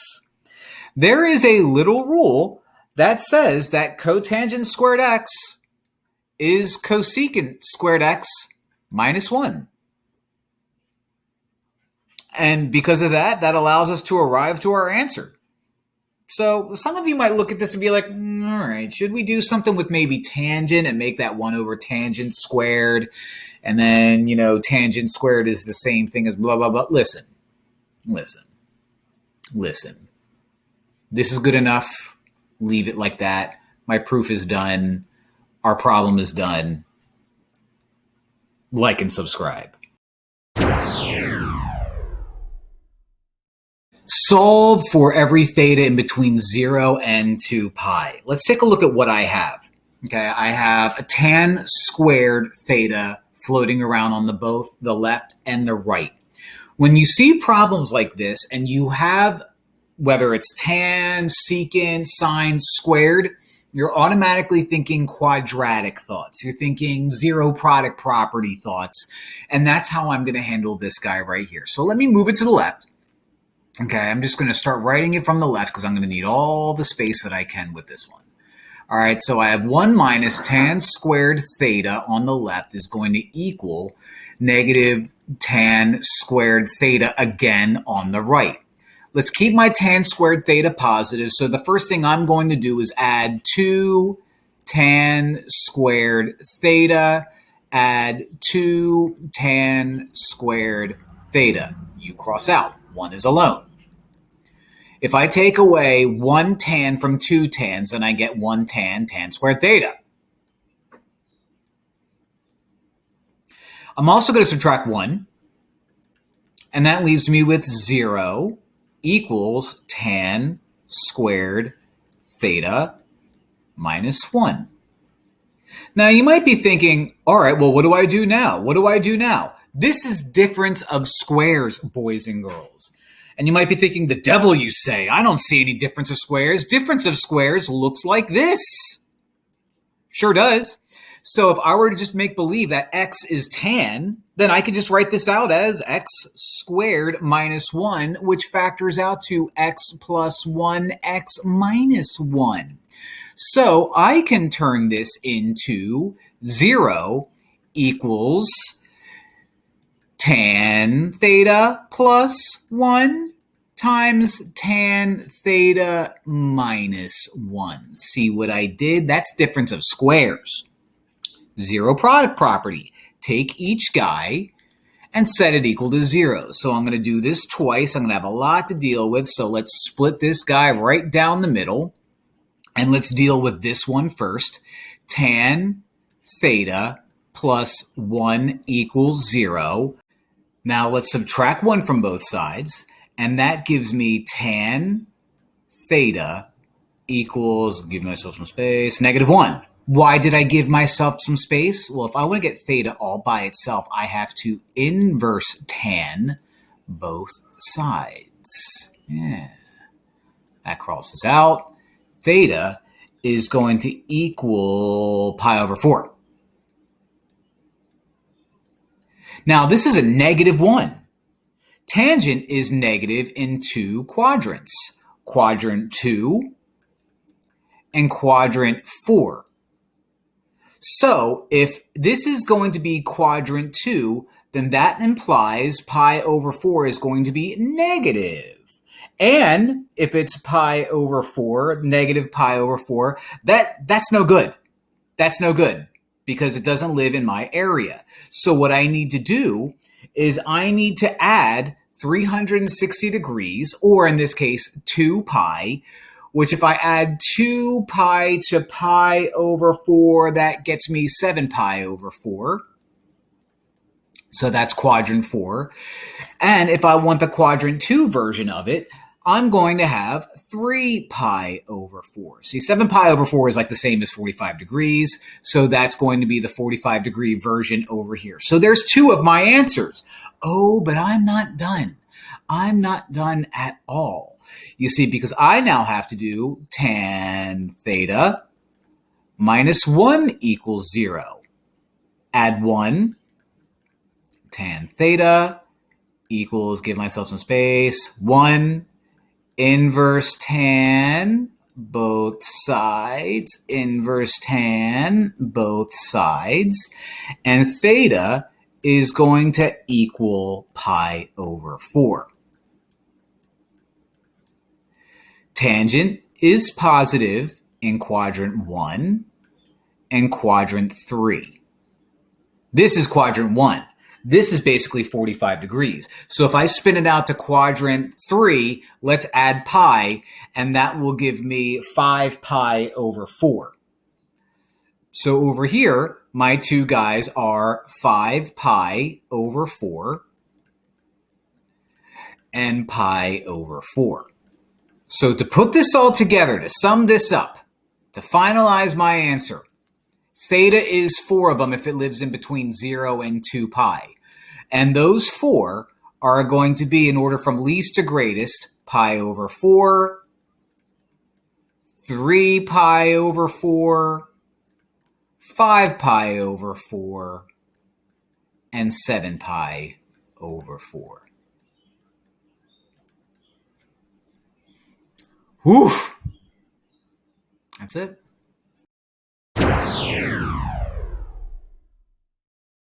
Solve for all thetas in between 0 and 2 pi. All right, well, we've got a sine squared, and we got some number floating around. So I'm thinking quadratic thoughts. So if I'm thinking quadratic thoughts, let's get this -1 over to the left so I can have it equal 0, and then I can deal with maybe possibly zero product property thoughts. Let's put things in order too.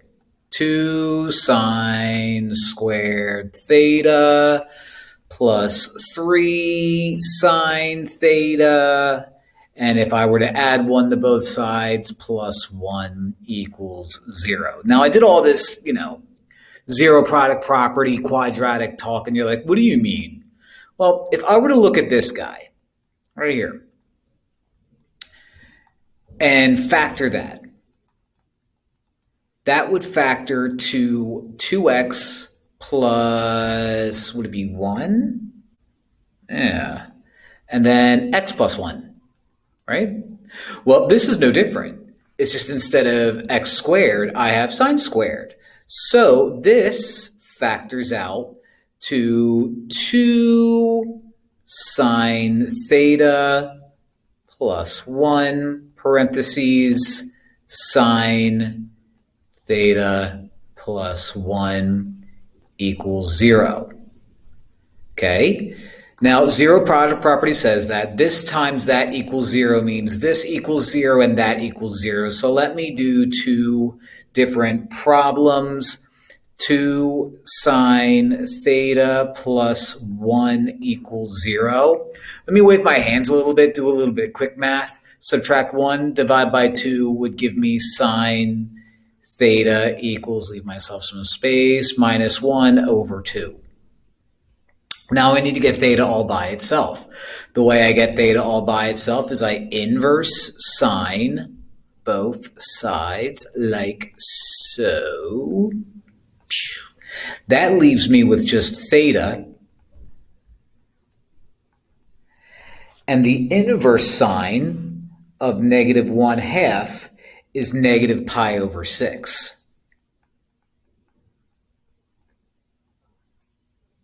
Now that's no good. That's no good because I care about stuff in between 0 and 2 pi. Something that's negative doesn't fall into that category. So if I were to add 2 pi to this, if I were to add 2 pi to this, or 12 pi over 6, that gives me 11 pi over 6. Now, 11 pi over 6 lives in quadrant 4. Okay? Sine is negative in quadrants 4 and quadrant 3.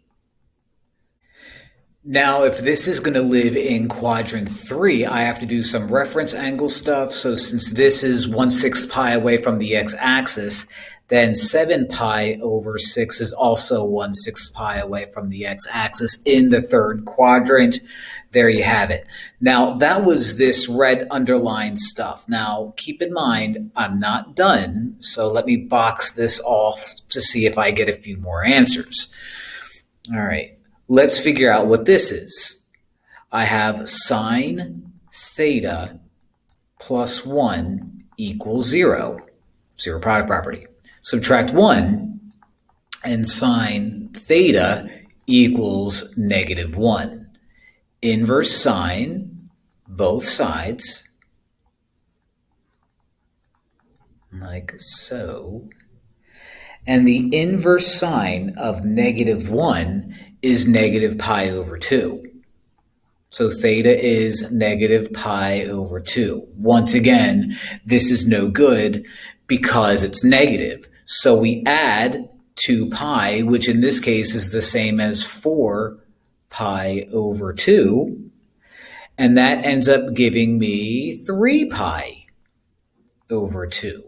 Now 3 pi over 2 is the y-axis underneath the x-axis. So this is in between quadrant 3 and quadrant 4. So if you're like, so what quadrant's in it? What is it in? Neither. Which means this is going to give me just one angle because I'm not going to try to figure out what quadrant it is in when it's not even in a quadrant. So this guy only has 3 answers, and those are my 3 answers right there. All right?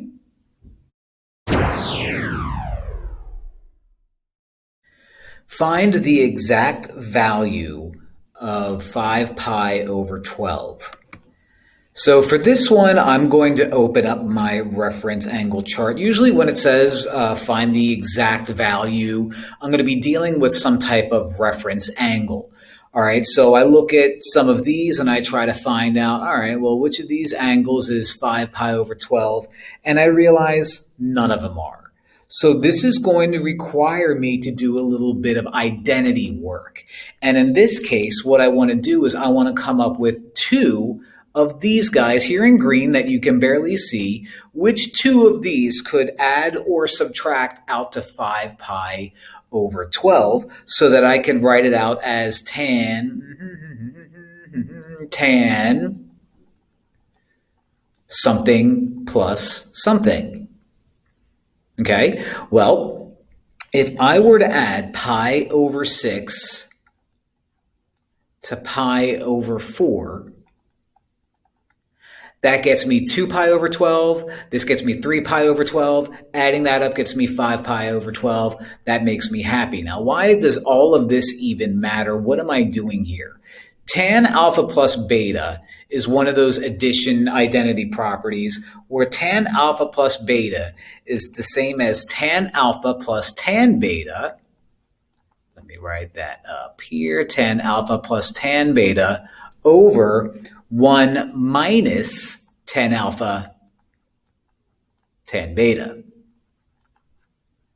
So what I can do is I could use this identity and rewrite this as that. So you would be my alpha, you would be my beta, story of my life. I don't know what I meant by that. And this gives me tan pi over 6, something that I can do because of all this stuff over here, plus tan beta, which is, that's supposed to be a plus sign, ended up weird, tan pi over 4, all over 1 minus tan theta, or alpha rather, which is pi over 6, times tan beta, which is pi over 4. Tan pi over 6, according to my chart, is going to be root 3 over 3 plus tan pi over 4 is going to be 1, according to my chart, over 1 minus tan pi over 6, which is root 3 over 3, times 1. Let's do a little combining up here. So if I were to make this 3 over 3, and if I were to make this 3 over 3, right, I get root 3 plus 3 over 3 minus root 3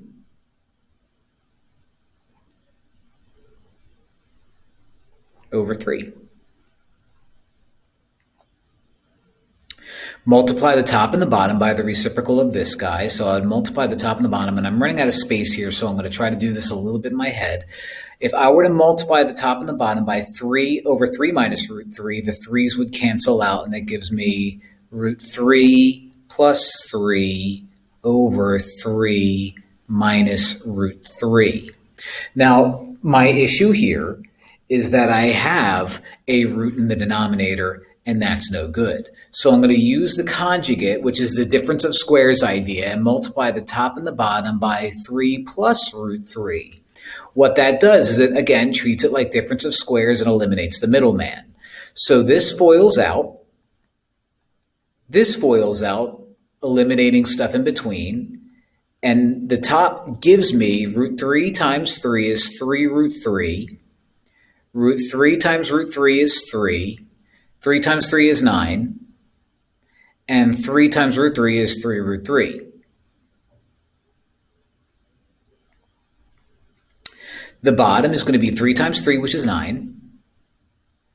Okay. 3 root 3 minus 3 root 3 disappears, and then minus root 3 times root 3, which is 3. I'm going to have to scooch this up. Sorry, reference angle table, but you're getting scooched up there. Thought I'd be able to make it, but I did. Let me move it up here so I have myself a little more space. 3 plus 9 is 12. 3 root 3 plus 3 root 3 is 6 root 3. And then 9 minus 3 is 6.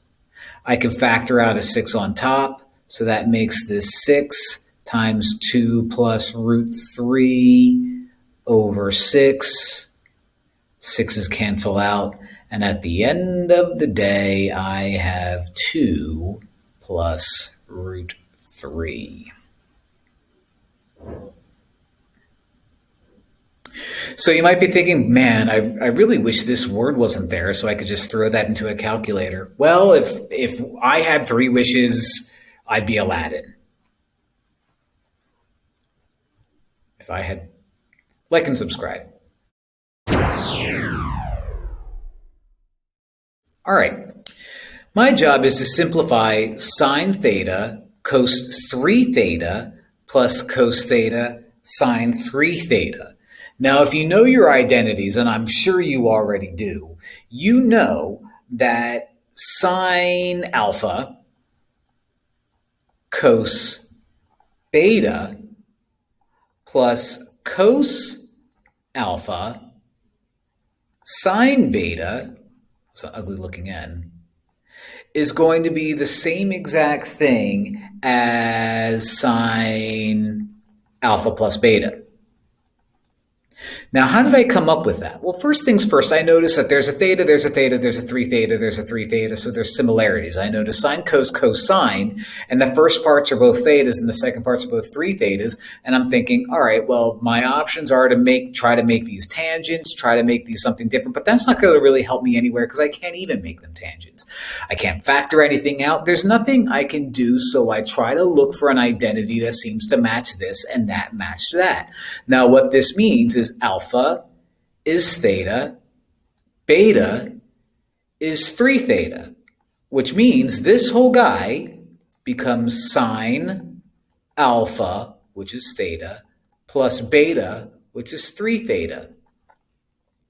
And if you have a theta plus 3 thetas, let me get out my calculator, type, that's 4 thetas. And that's it. Nothing to solve, nothing to do. It just says simplify. So we used some trig identity stuff to simplify it. There you go.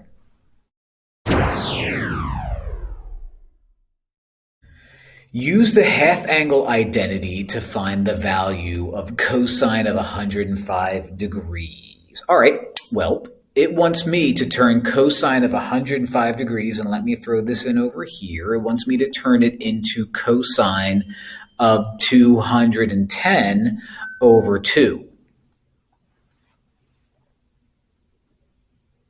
Now, using my formula for half angle identities, cosine of stuff is going to equal the positive or negative, and I'll deal with that in a second.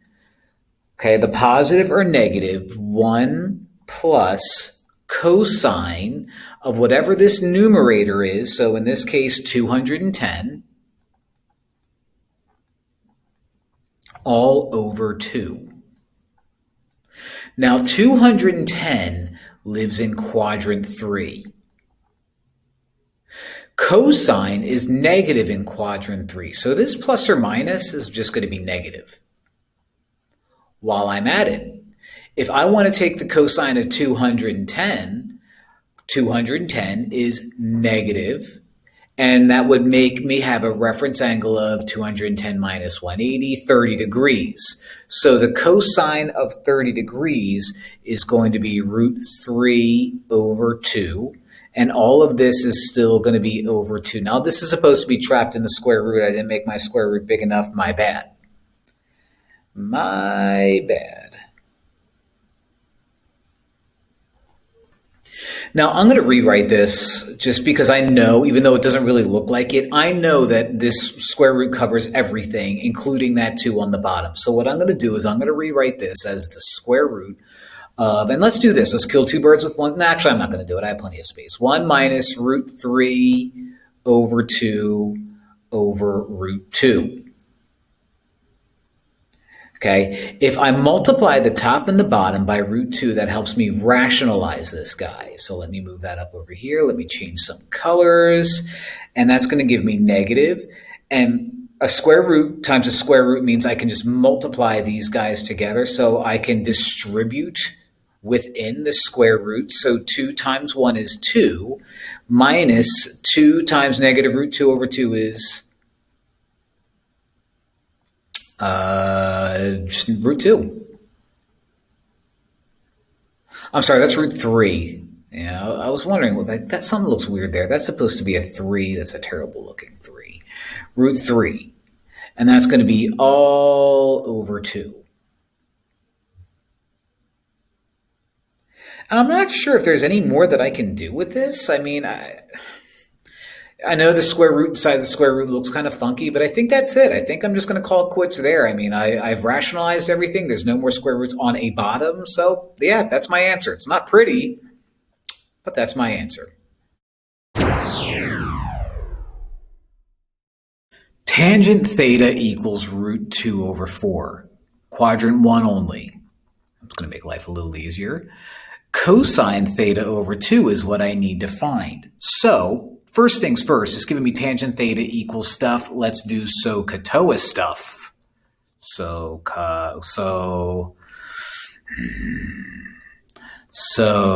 CAH TOA stuff.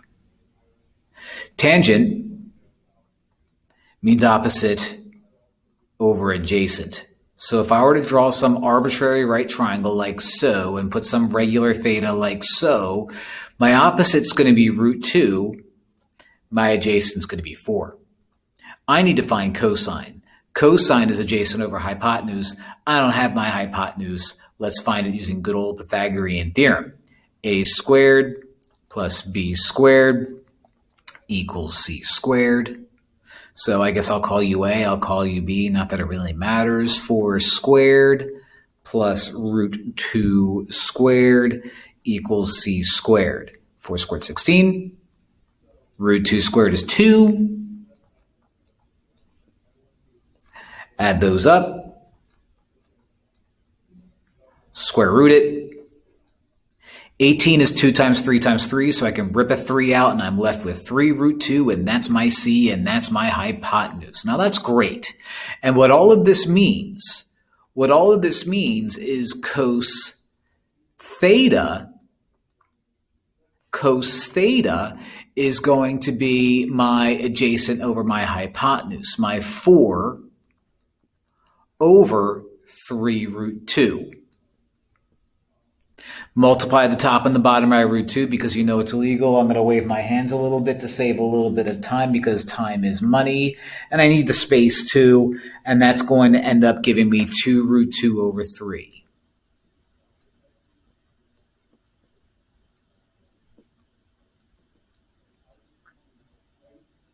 Okay, so cos theta is 2 root 2 over 3.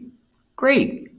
I have to find cos theta over 2, so that requires a half angle formula. So the way I set this up is I'm going to use the half angle formula, and instead of cos theta, I'm going to replace it with 2 root 2 over 3. So the half angle formula says, let's do plus or minus, which I know one of those is kind of useless, but I'm still writing it out. 1 plus cos theta, which is 2 root 2 over 3, all over 2. Now, one of the things that I don't need here is the negative. Why? Well, because this is quadrant 1. Cosine's positive in quadrant 1. So I don't need that negative there. Now, what I have to do is I have to get rid of the fact that we have a square root on the bottom. It doesn't look like I have a square root on the bottom because the whole thing's trapped inside a square root, but I have a square root on the bottom. I guess what I'll do is I'll multiply the top and the bottom by 1 over 2. That'll eliminate u. So this becomes distribute 1/2 plus root 2 over 3 after I simplify the 2's.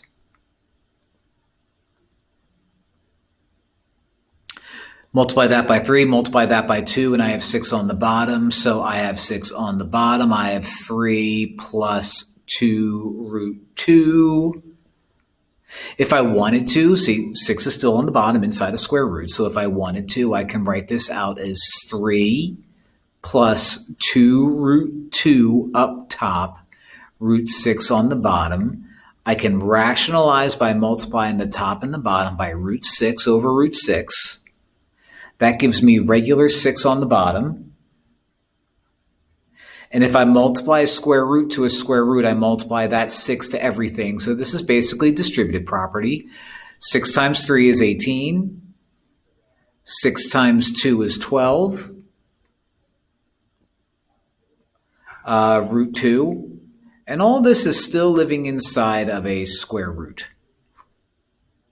So even though that's sloppy, that's my answer. Okay, a root within a root, that's fine. Don't be like, oh no, 18 and 12 and 6, they got to combine. No, because this is not a square root and those guys are. So complicated problem, very busy problem. But that's my guy. That's my answer. There you go.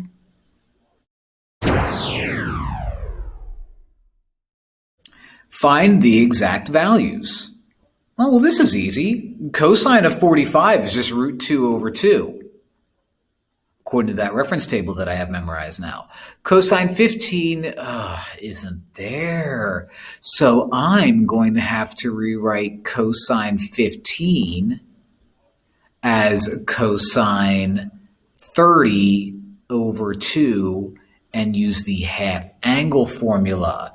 The half angle formula for 15 in quadrant 1 is usually positive or negative, but since this is quadrant 1, I don't need the positive or negative. This is going to be 1 plus cos 30 over 2. Again, usually that's positive or negative, but I don't need positive or negative because this is quadrant 1. It stays positive. Cos 30 is root 3 over 2. So I can write this as the square root of 1 plus root 3 over 2 all over 2. I can multiply the top and the bottom by 1/2. That gets me the square root of, these are now gone, 1/2 plus 3, root 3 over 4.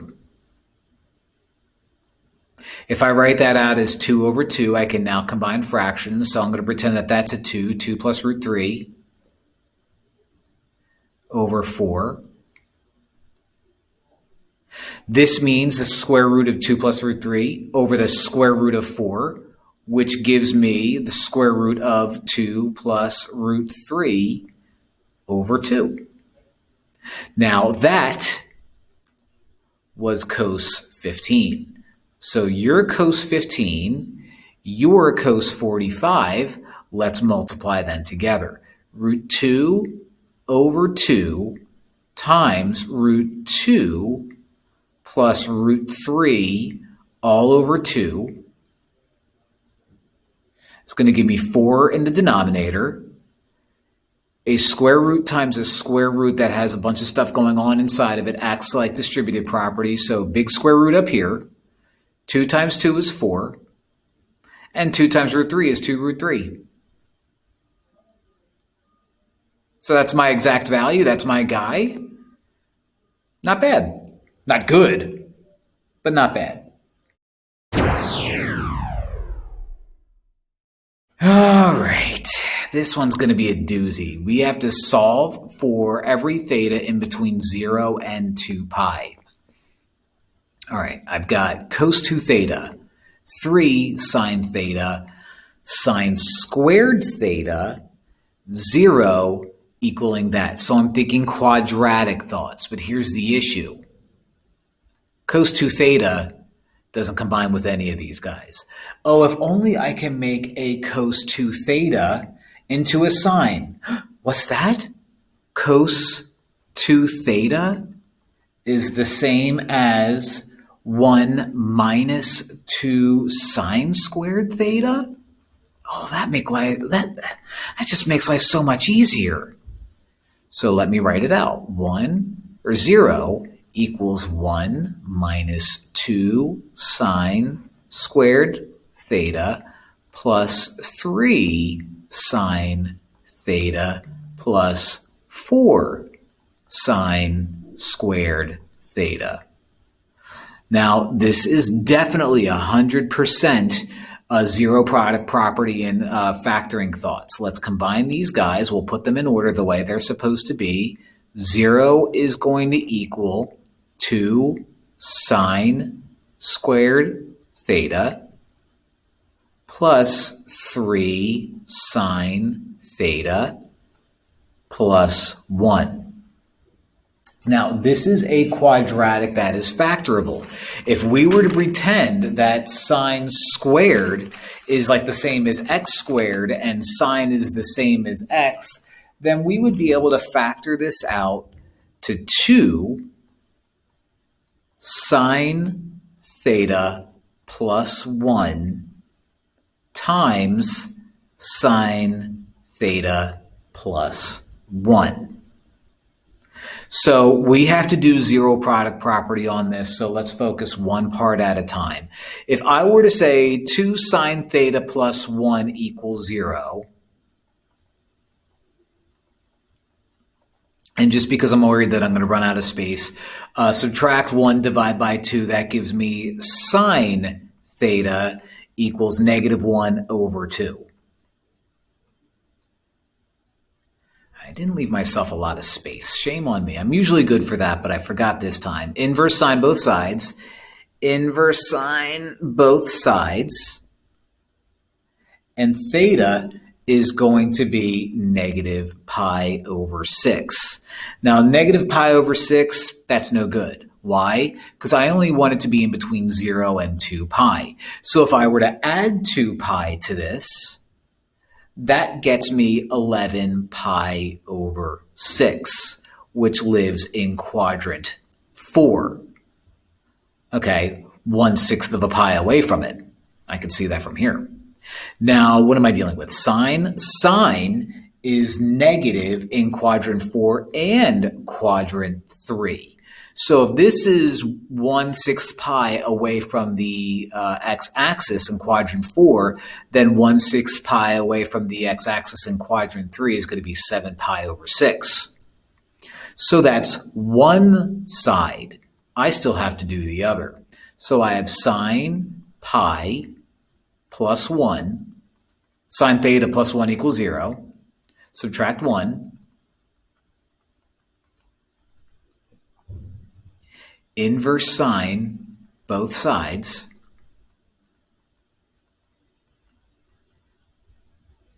and that gets me theta equals negative pi over 2. Negative pi over 2, again, not where we want it to be. Let's add 2 pi, and when I add 2 pi, that gets me 3 pi over 2. Well, God is good, because 3 pi over 2 is the y-axis, which means it doesn't live in any quadrant, which means I don't have to worry about reference angles and stuff like that. I just get 3 pi over 2. So my final answer are going to be these 3 guys right here. Not in any particular order, but that's the order that I wrote it in, and I'm running out of space. So I spent all that time writing that little curvy thing, Kirby's Dreamland, Kirby's Dream. Like and subscribe. Find all the solutions in degrees if 0 equals cos 2x plus cos 6x. Now, before we tarry any further, you can't just add these guys. It's not like you can be like, well, let's combine them, cos 8x. No, you can't combine cosines that have different insides. So I have to find a way to add these. Well, I wonder if there's a trig identity that will do just that. Good news, there is.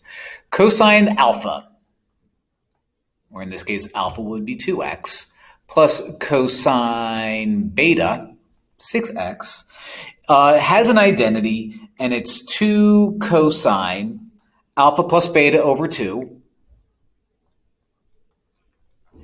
So we'll put that in parentheses, times cosine alpha minus beta over 2. Now, if you're wondering, well, which one should be alpha, which one should be beta? At the end of the day, since you're using cosines, it's not going to make a difference.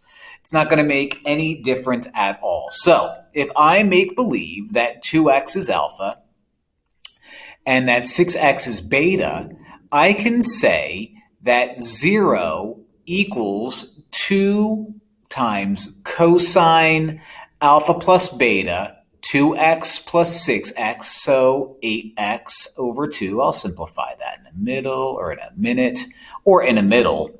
Don't know why I said middle. Cosine alpha minus beta is negative 4x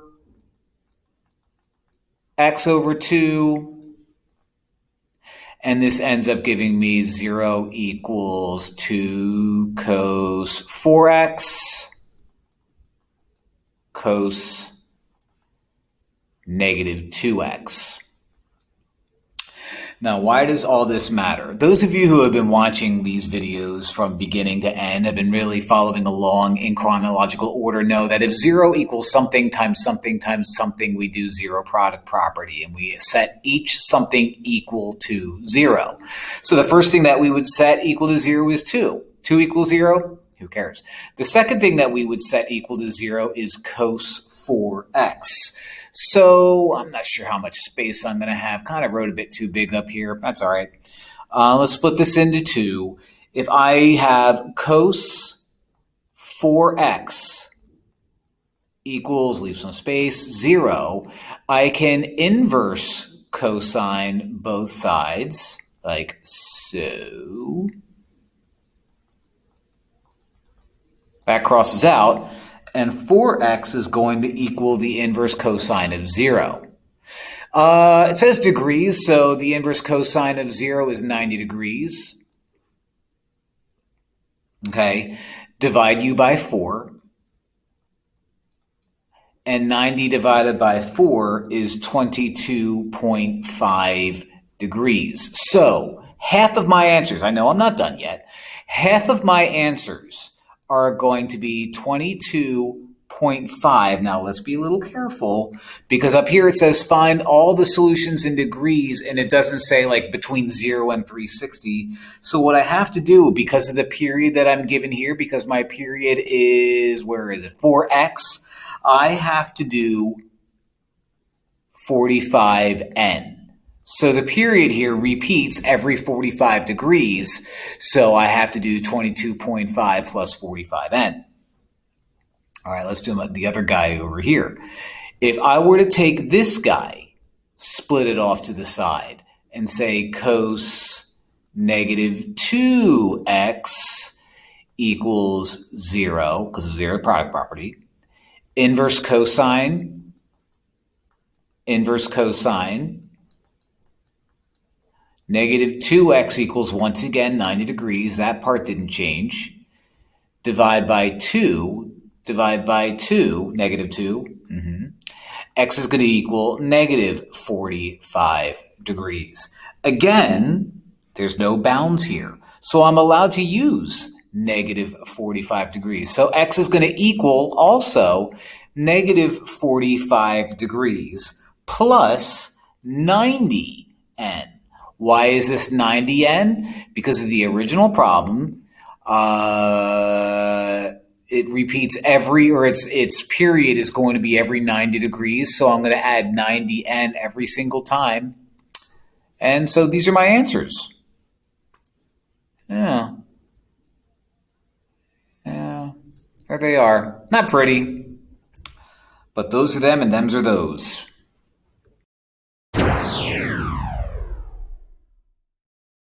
The measure of angle A is 64 degrees. The measure of angle B is 98 degrees. A is 29, and I have to find B. Whenever I'm given a problem like that, when it gives you capital A and lowercase a, I'm thinking this could have to do with any triangle. Little a is going to be opposite of angle A. Little b is going to be opposite of angle B. And if I had a C here, then I would use C. Now, I don't have that. I'm supposed to find B. Now, obviously, I don't have a ton of information, but whenever you're given two angles and a side, or two sides and an angle, and you need to find the missing whatever thing that's missing. So I have AA, BB, so they come in pairs, almost like a proportion. I'm going to use what's called the law of sines. Now, the law of sines says that sine of an angle over its opposing side equals a sine of an angle over its opposing side equals sine of the third angle over its opposing side. Now here I don't need that much information. The letters kind of line up nicely. But once I have enough information where I have a pair of stuff and a pair of stuff where one of those things is missing, I could just set up whatever letters work for me and do sine of one angle over its opposite side equals sine of the other angle over its opposite side and go from there. So I have all my letters working out for me. Sine of 64 degrees over its opposite side, which is 29, is going to equal the sine of 98 degrees, boy band from the 90s, over, I don't know.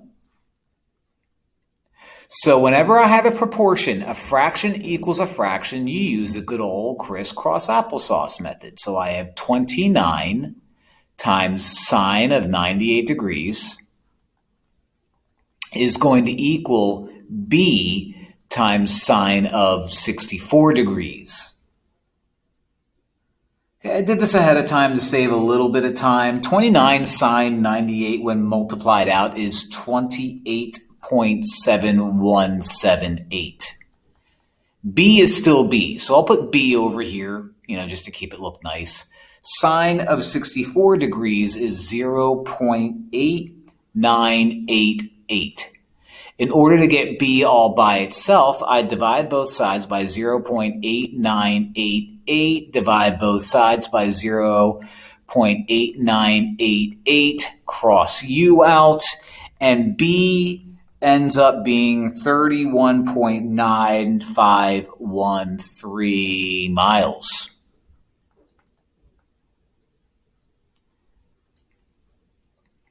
So whenever I give you a triangle, okay, and you have two pairs of things and you're missing one of them, that's when you use the law of sines.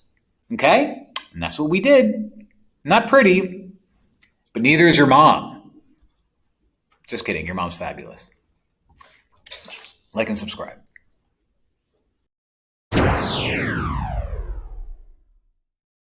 If TRS is a triangle, so let's draw that out. TRS is a triangle. Of course, not drawn to scale at all. I didn't even look at the numbers. If the measure of angle S is 118 degrees, and if little s, which is going to be over here because it's opposite of S, is 16 feet, and if little r, which is going to be over here, is 5, find this angle right here. So I have big S, little r, I need to find big R. Whenever I have two of the same letter and two of the same letter, but I need to find a missing letter, I'm going to use the law of sines. So let's set that up. The law of sines says that the measure, or the sine rather, of an angle, so let's just choose an angle, big S, over its opposite side is going to equal the sine of the other thing that I care about, big R, over its opposite side. So let's plug stuff in. Sine of big S is going to be sine of 118 degrees. Over its opposite side is going to be 16.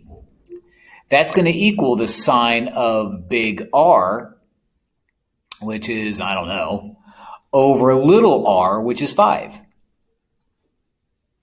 Whenever you have a proportion, a fraction equaling a fraction, you do a little bit of crisscross applesauce. So I'm going to do that. I'll write it over here. That gives me 16 sine r equals 5 times sine 118 degrees. 16, can't do anything with it. Sine r, can't do anything with it. But I can type all of this into a calculator. And when I do, I get 4.41473. 4.41473. A lot of decimals, but who's counting? Now, in order to get sine r all by itself, I have to divide both sides by 16. Like so. So sine r is going to equal, leave some space, 0.2759. Now my job is to find R. I don't have that yet. So I'm going to inverse sine both sides. Inverse sine both sides. When I run to a calculator and inverse sine this decimal right here, I end up with 16.0169 nice degrees. And that's my guy. That's all I have to do.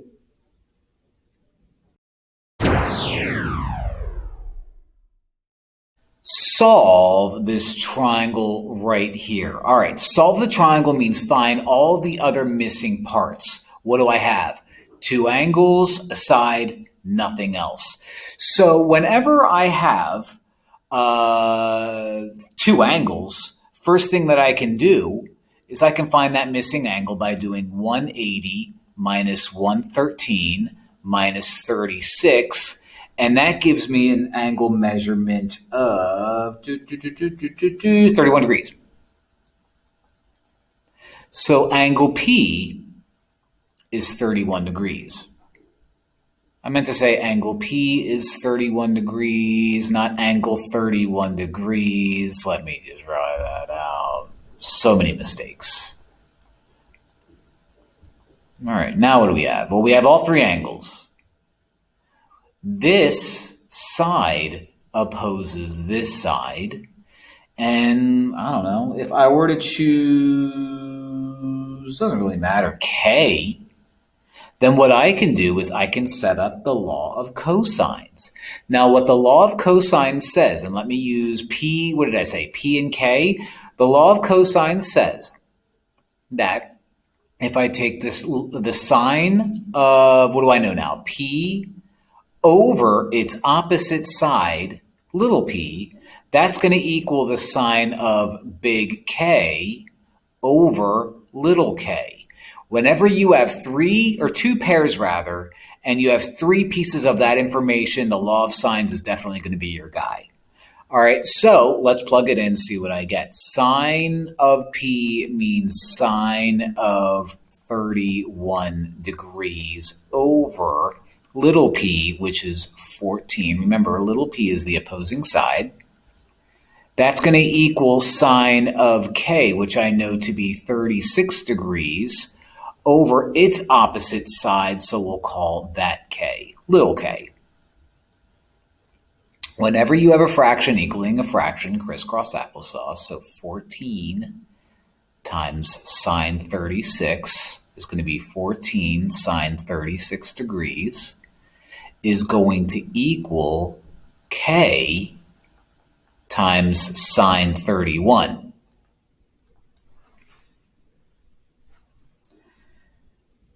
Okay, if you just want to do this all in one shot and right now divide both sides by sine 31,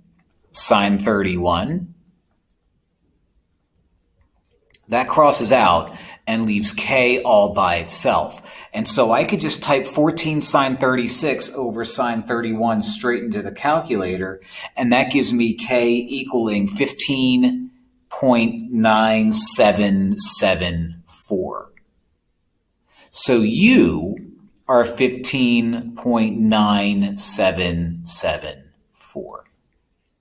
So I got two sides, all three angles. I still need this little h that's not called little h, but little h over here. So what I can do is I could use this same exact information over here, but replace the k's with the h's. If you're like, well, why not Pythagorean theorem? This isn't a right triangle. Can't use Pythagorean theorem. So I'm going to use sine big P over little p again and replace the k's with h's. Sine big H over little h. So sine 31 again over 14 is going to equal sine of, what do I have, 113 over little h. Crisscross applesauce. When I do that, that gives me 14 sine 113 degrees this time equals h times sine 31. If we want to throw all of this into a calculator, let's divide both sides by sine 31. Divide both sides by sine 31. That crosses out everything, leaving h on its own. And according to a calculator, which I used ahead of time, h is going to equal 25.0216. So 25.0216. There you have it. So 31 degrees, 36 degrees, 113, 14, something that's awfully close to 16, and something that's awfully close to 25. I did it. I did it. I solved the triangle.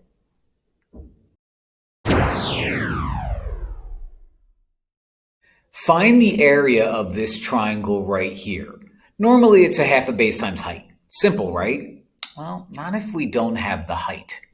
So can I easily find the height? No, not really. So what I'm going to do is I'm going to use this formula right here, which is kind of based off the law of sines. So the formula is area equals a half times some side times another side times the angle in between those two sides. All right, so I have a side. I have two angles. What I don't have is a side angle in between. So if I just find one of these sides, I'll have an angle in between and I'll be able to use my area formula. So let's find this guy, we'll call it little d. So if I have big D, if I have this side right here, which is opposite of E, and you're like, oh, I don't E. Your plan is, I don't have E. It's falling apart. 180 minus 50 minus 66 gives me the measure of angle E. And the measure of angle E in this case is going to be 64. Nintendo's 64. But in this case, 64 degrees. So what I have is I have angle, its opposite side, but I haven't figured out the opposite side. I have an angle, its opposite side. I could use the law of sines. The law of sines that says the sine of some angle over its opposite side is going to equal the sine of some angle over its opposite side. So I use 64 and 8, boom. I use 50 and I don't know, boom. Whenever you have a fraction equaling a fraction, you crisscross applesauce called proportions. So 8 sine 50 is going to equal D sine 64.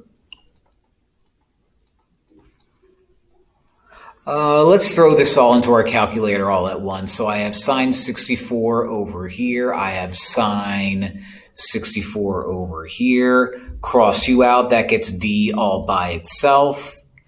8 times sine 50 over sine 64 is 6.8184. So now that I have this guy right here, 6.8184, I can use my area formula, which says half times 2 sides and the sine of the angle in between. So half times 8 times 6.8184 times sine of 66 degrees.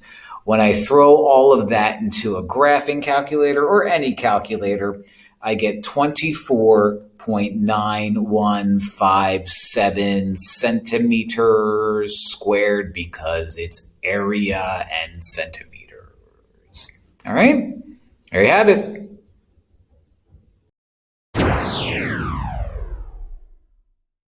Find ST. Now, ST is this guy. We'll also call it little r. Now, usually we do the law of sines, but the law of sines says that if you have like 2 angles and a side and you compare things up, then you use the law of sines. However, I don't have that. If you're given 2 sides and you're missing 2 angles, it'll be an absolute nightmare to use the law of sines. So we are going to use what's called the law of cosines. The law of cosines is best used, again, if you have 2 sides and only 1 angle, or if you have all 3 sides and you need to find some missing information about your angles. In this case, I have 2 sides, 1 angle, law of cosines. What is it? C squared equals A squared plus B squared minus 2AB cos big C.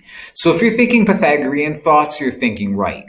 A, B, and C are all sides, and big C is the angle opposite. So this would be like my little c, you would be like my big C, and you can be A or B. It doesn't really matter which is which. My job is to find R, which I'm calling C. So R squared is going to equal, if I call you A and if I call you B, that'll be 12 squared plus 16 squared minus 2 times 12 times 16 times cos 54. The nice thing about all of this is it's all one big terrible calculator problem. And when I throw that into a calculator, I get 174.2905. Am I done? No. In order to get R all by itself, I have to square root everything. And the square root of that terrible number is another terrible number, 13.202. Any units? Nope.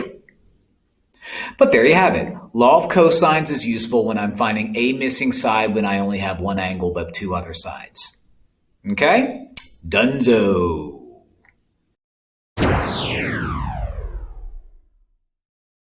Find the measure of angle R. If I give you a triangle and I give you all three sides and it has nothing to do with a right triangle and you're trying to figure out what your missing angle is, you are going to use the law of cosines. The law of cosines, which says c squared, which is a side, equals another side plus another side, both of those squared, minus 2ab cos big C. Now, what's big C compared to little c? Big C is the angle opposite of this side right here. So in this case, R is my big C. R is my big C, which means I want to make you my little c. I don't care which one's A or B. So when I set this up, I'm going to be doing 28 squared. Again, whatever you have, whatever angle you're looking for, it's equaling that side squared. That's going to equal, it doesn't really matter which one's which, 18 squared plus 12 squared minus 2 times 18 times 12 times cosine of, I don't know. Let's do a little bit of math. 28 squared becomes 784. Let's do both of these. 18 squared plus 12 squared is 468, sorry. Minus 2 times 18 times 12, let's do all of that math right there, and that gets me 432, still attached to cos R. Right now, this is just a gross-looking two-step equation. Subtract 468, that's supposed to be a 6. Subtract 468, cross u out. That gives me 316, John 316. That equals negative 432 cos big R.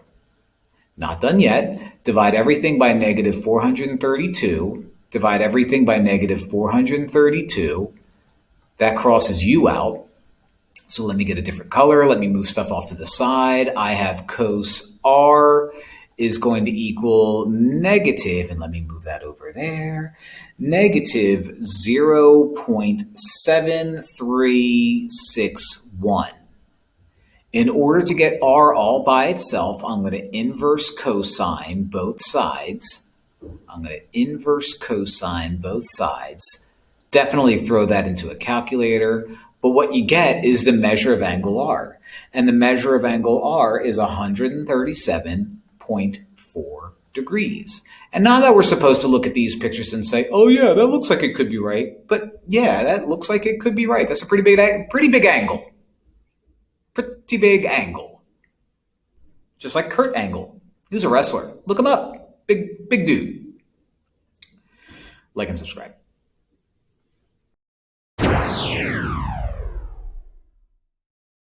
All right. When I have to solve a triangle, that means find all the missing parts, which means I have to find an angle, I have to find an angle in this case. We know that if I'm given all three sides of a triangle and I have no knowledge of whether it's a right triangle or not, I'm going to use the law of cosine. So let me write that out. Side squared is going to equal a squared plus b squared, which are both sides, minus 2 times those sides times the cosine of the angle opposite of this side right here. What I have to do is I have to do this twice. Okay, so let's start out, let's go alphabetical order. Let's start out with x. Okay, so if I find x first, I'm going to make sure that I set it equal to 23. Remember, if we're trying to find this angle right here, I want it to equal the opposite side squared. So 23 squared is going to equal the other two sides in no particular order. 25 squared plus 26 squared minus 2 times 25 times 26 times cos, what am I doing? Big X. 23 squared is 529. Let's do both of these. 25 squared plus 26 squared is going to be 1301. Minus 2 times 25 times 26 is 1300 cos big X. Subtract 1301 from both sides. Subtract 1301 from both sides. That gets me negative 772. That's going to equal negative, close one, 1300 cos X. Divide both sides by negative 1300. Divide both sides by negative 1300. And that's going to leave me, let me have myself a little bit of space, 0.5938 is going to equal more space cos X. Why did I leave all of that space? Well, because I have to inverse cosine both sides, and I need the space to write that out. Don't I? That gets me X all alone. And the inverse cosine of that monstrosity right there is another monstrosity, 53.5729 degrees, 0.5729 degrees. So that's X. 53 point, we'll say 6. Okay? I'm allowed to be a little lazy. Fight me. Now I have another one to find. This is still not enough information to find the remaining things, so what I have to do is I have to find another angle. So let's work with y here. Let's do that next. I'm going to set up my, what is this called? Law of cosines formula, where I'm going to make sure it's 25 equals. So let's see if I can sneak that there. 25 squared is going to equal in no particular order 23 squared plus 26 squared minus 2 times 23 times 26 times cos big Y. 25 squared is 625. If I were to do that whole math problem in one foul swoop, I'll get 1205.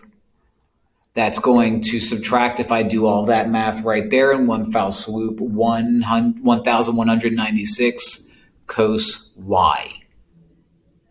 Subtract 1205. Subtract 1205. Cross U out. That gets me negative 580.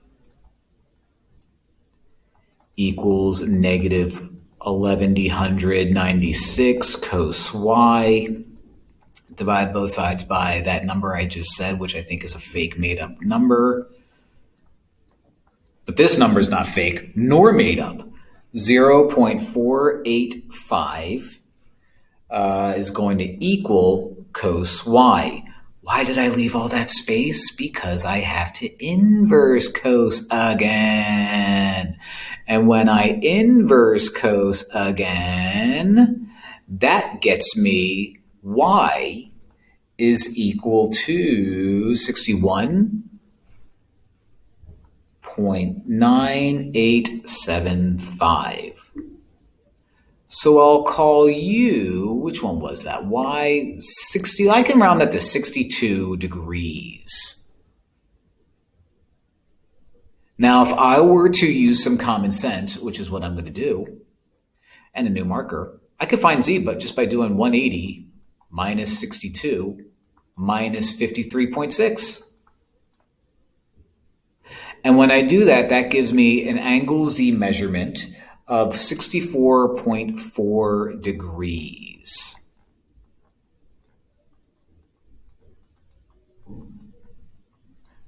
So after all of that, I've solved my triangle. Thank you for joining me in this journey for solving triangles. If only I could solve my life.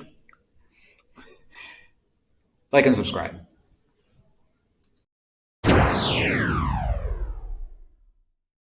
Find the area of this triangle right here. Usually with the area of a triangle, I'm trying to find like a right triangle, try to find the height so I could do half a base times height. Not happening here. I don't know if that's a right triangle. Pretty sure it's not. And usually when we see three sides, we're thinking cosine thoughts. But this is asking for area. So we did a problem a couple of videos ago where I was able to use like a law of sines hybrid thing to find the area.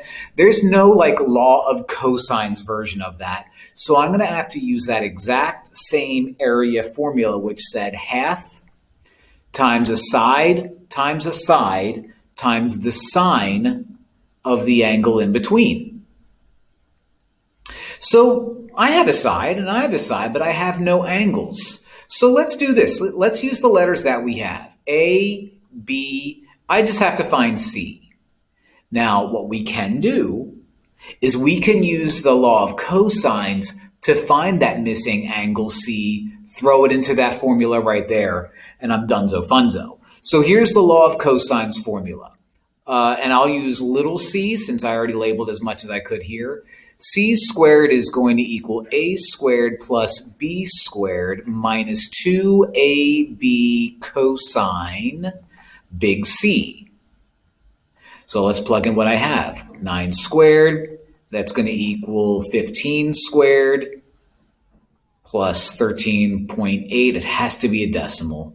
Minus 2 times 15 times 13.8 cos C. You become 81. Let's do some math here. Let's do some calculator math. That guy becomes 415.44 minus, let's multiply these three numbers together, 414 cos C. All right, let's subtract both sides by 415.44 minus 415.44, cross U out. 81 minus 415.44 is, of course, negative 304.44. I have all these numbers memorized, and I'm not looking at a piece of paper. That's going to equal negative 414 cos C. Let's get rid of negative 414 by dividing it out. And again, let me just do this off the cuff. That gives me negative positive 0. Let me give myself some space. 0.8078 is going to equal more space cos C. Why all the space, you ask? Well, because I have to inverse cosine both sides, and I need that space to write it out. Don't I? Don't I? But what that does is that gives me an angle measurement of, let me see off the top of my head, 36.1185. Duh. So now I have everything I need. And all I have to do is just throw it into that formula right there, and I get myself an area. The area is 1/2. That's already called A, so let's keep it consistent. That's already called B, so, consistent. Cosine C, which is 316.1185. I probably could have skipped this step right here and jumped right to that, but you know what? It's too late. I did it and I'm done. Area is going to end up equaling, let me do it all off the top of my head, 61.0088 yards squared. Ooh, boy. Trigonometry, baby. So much fun.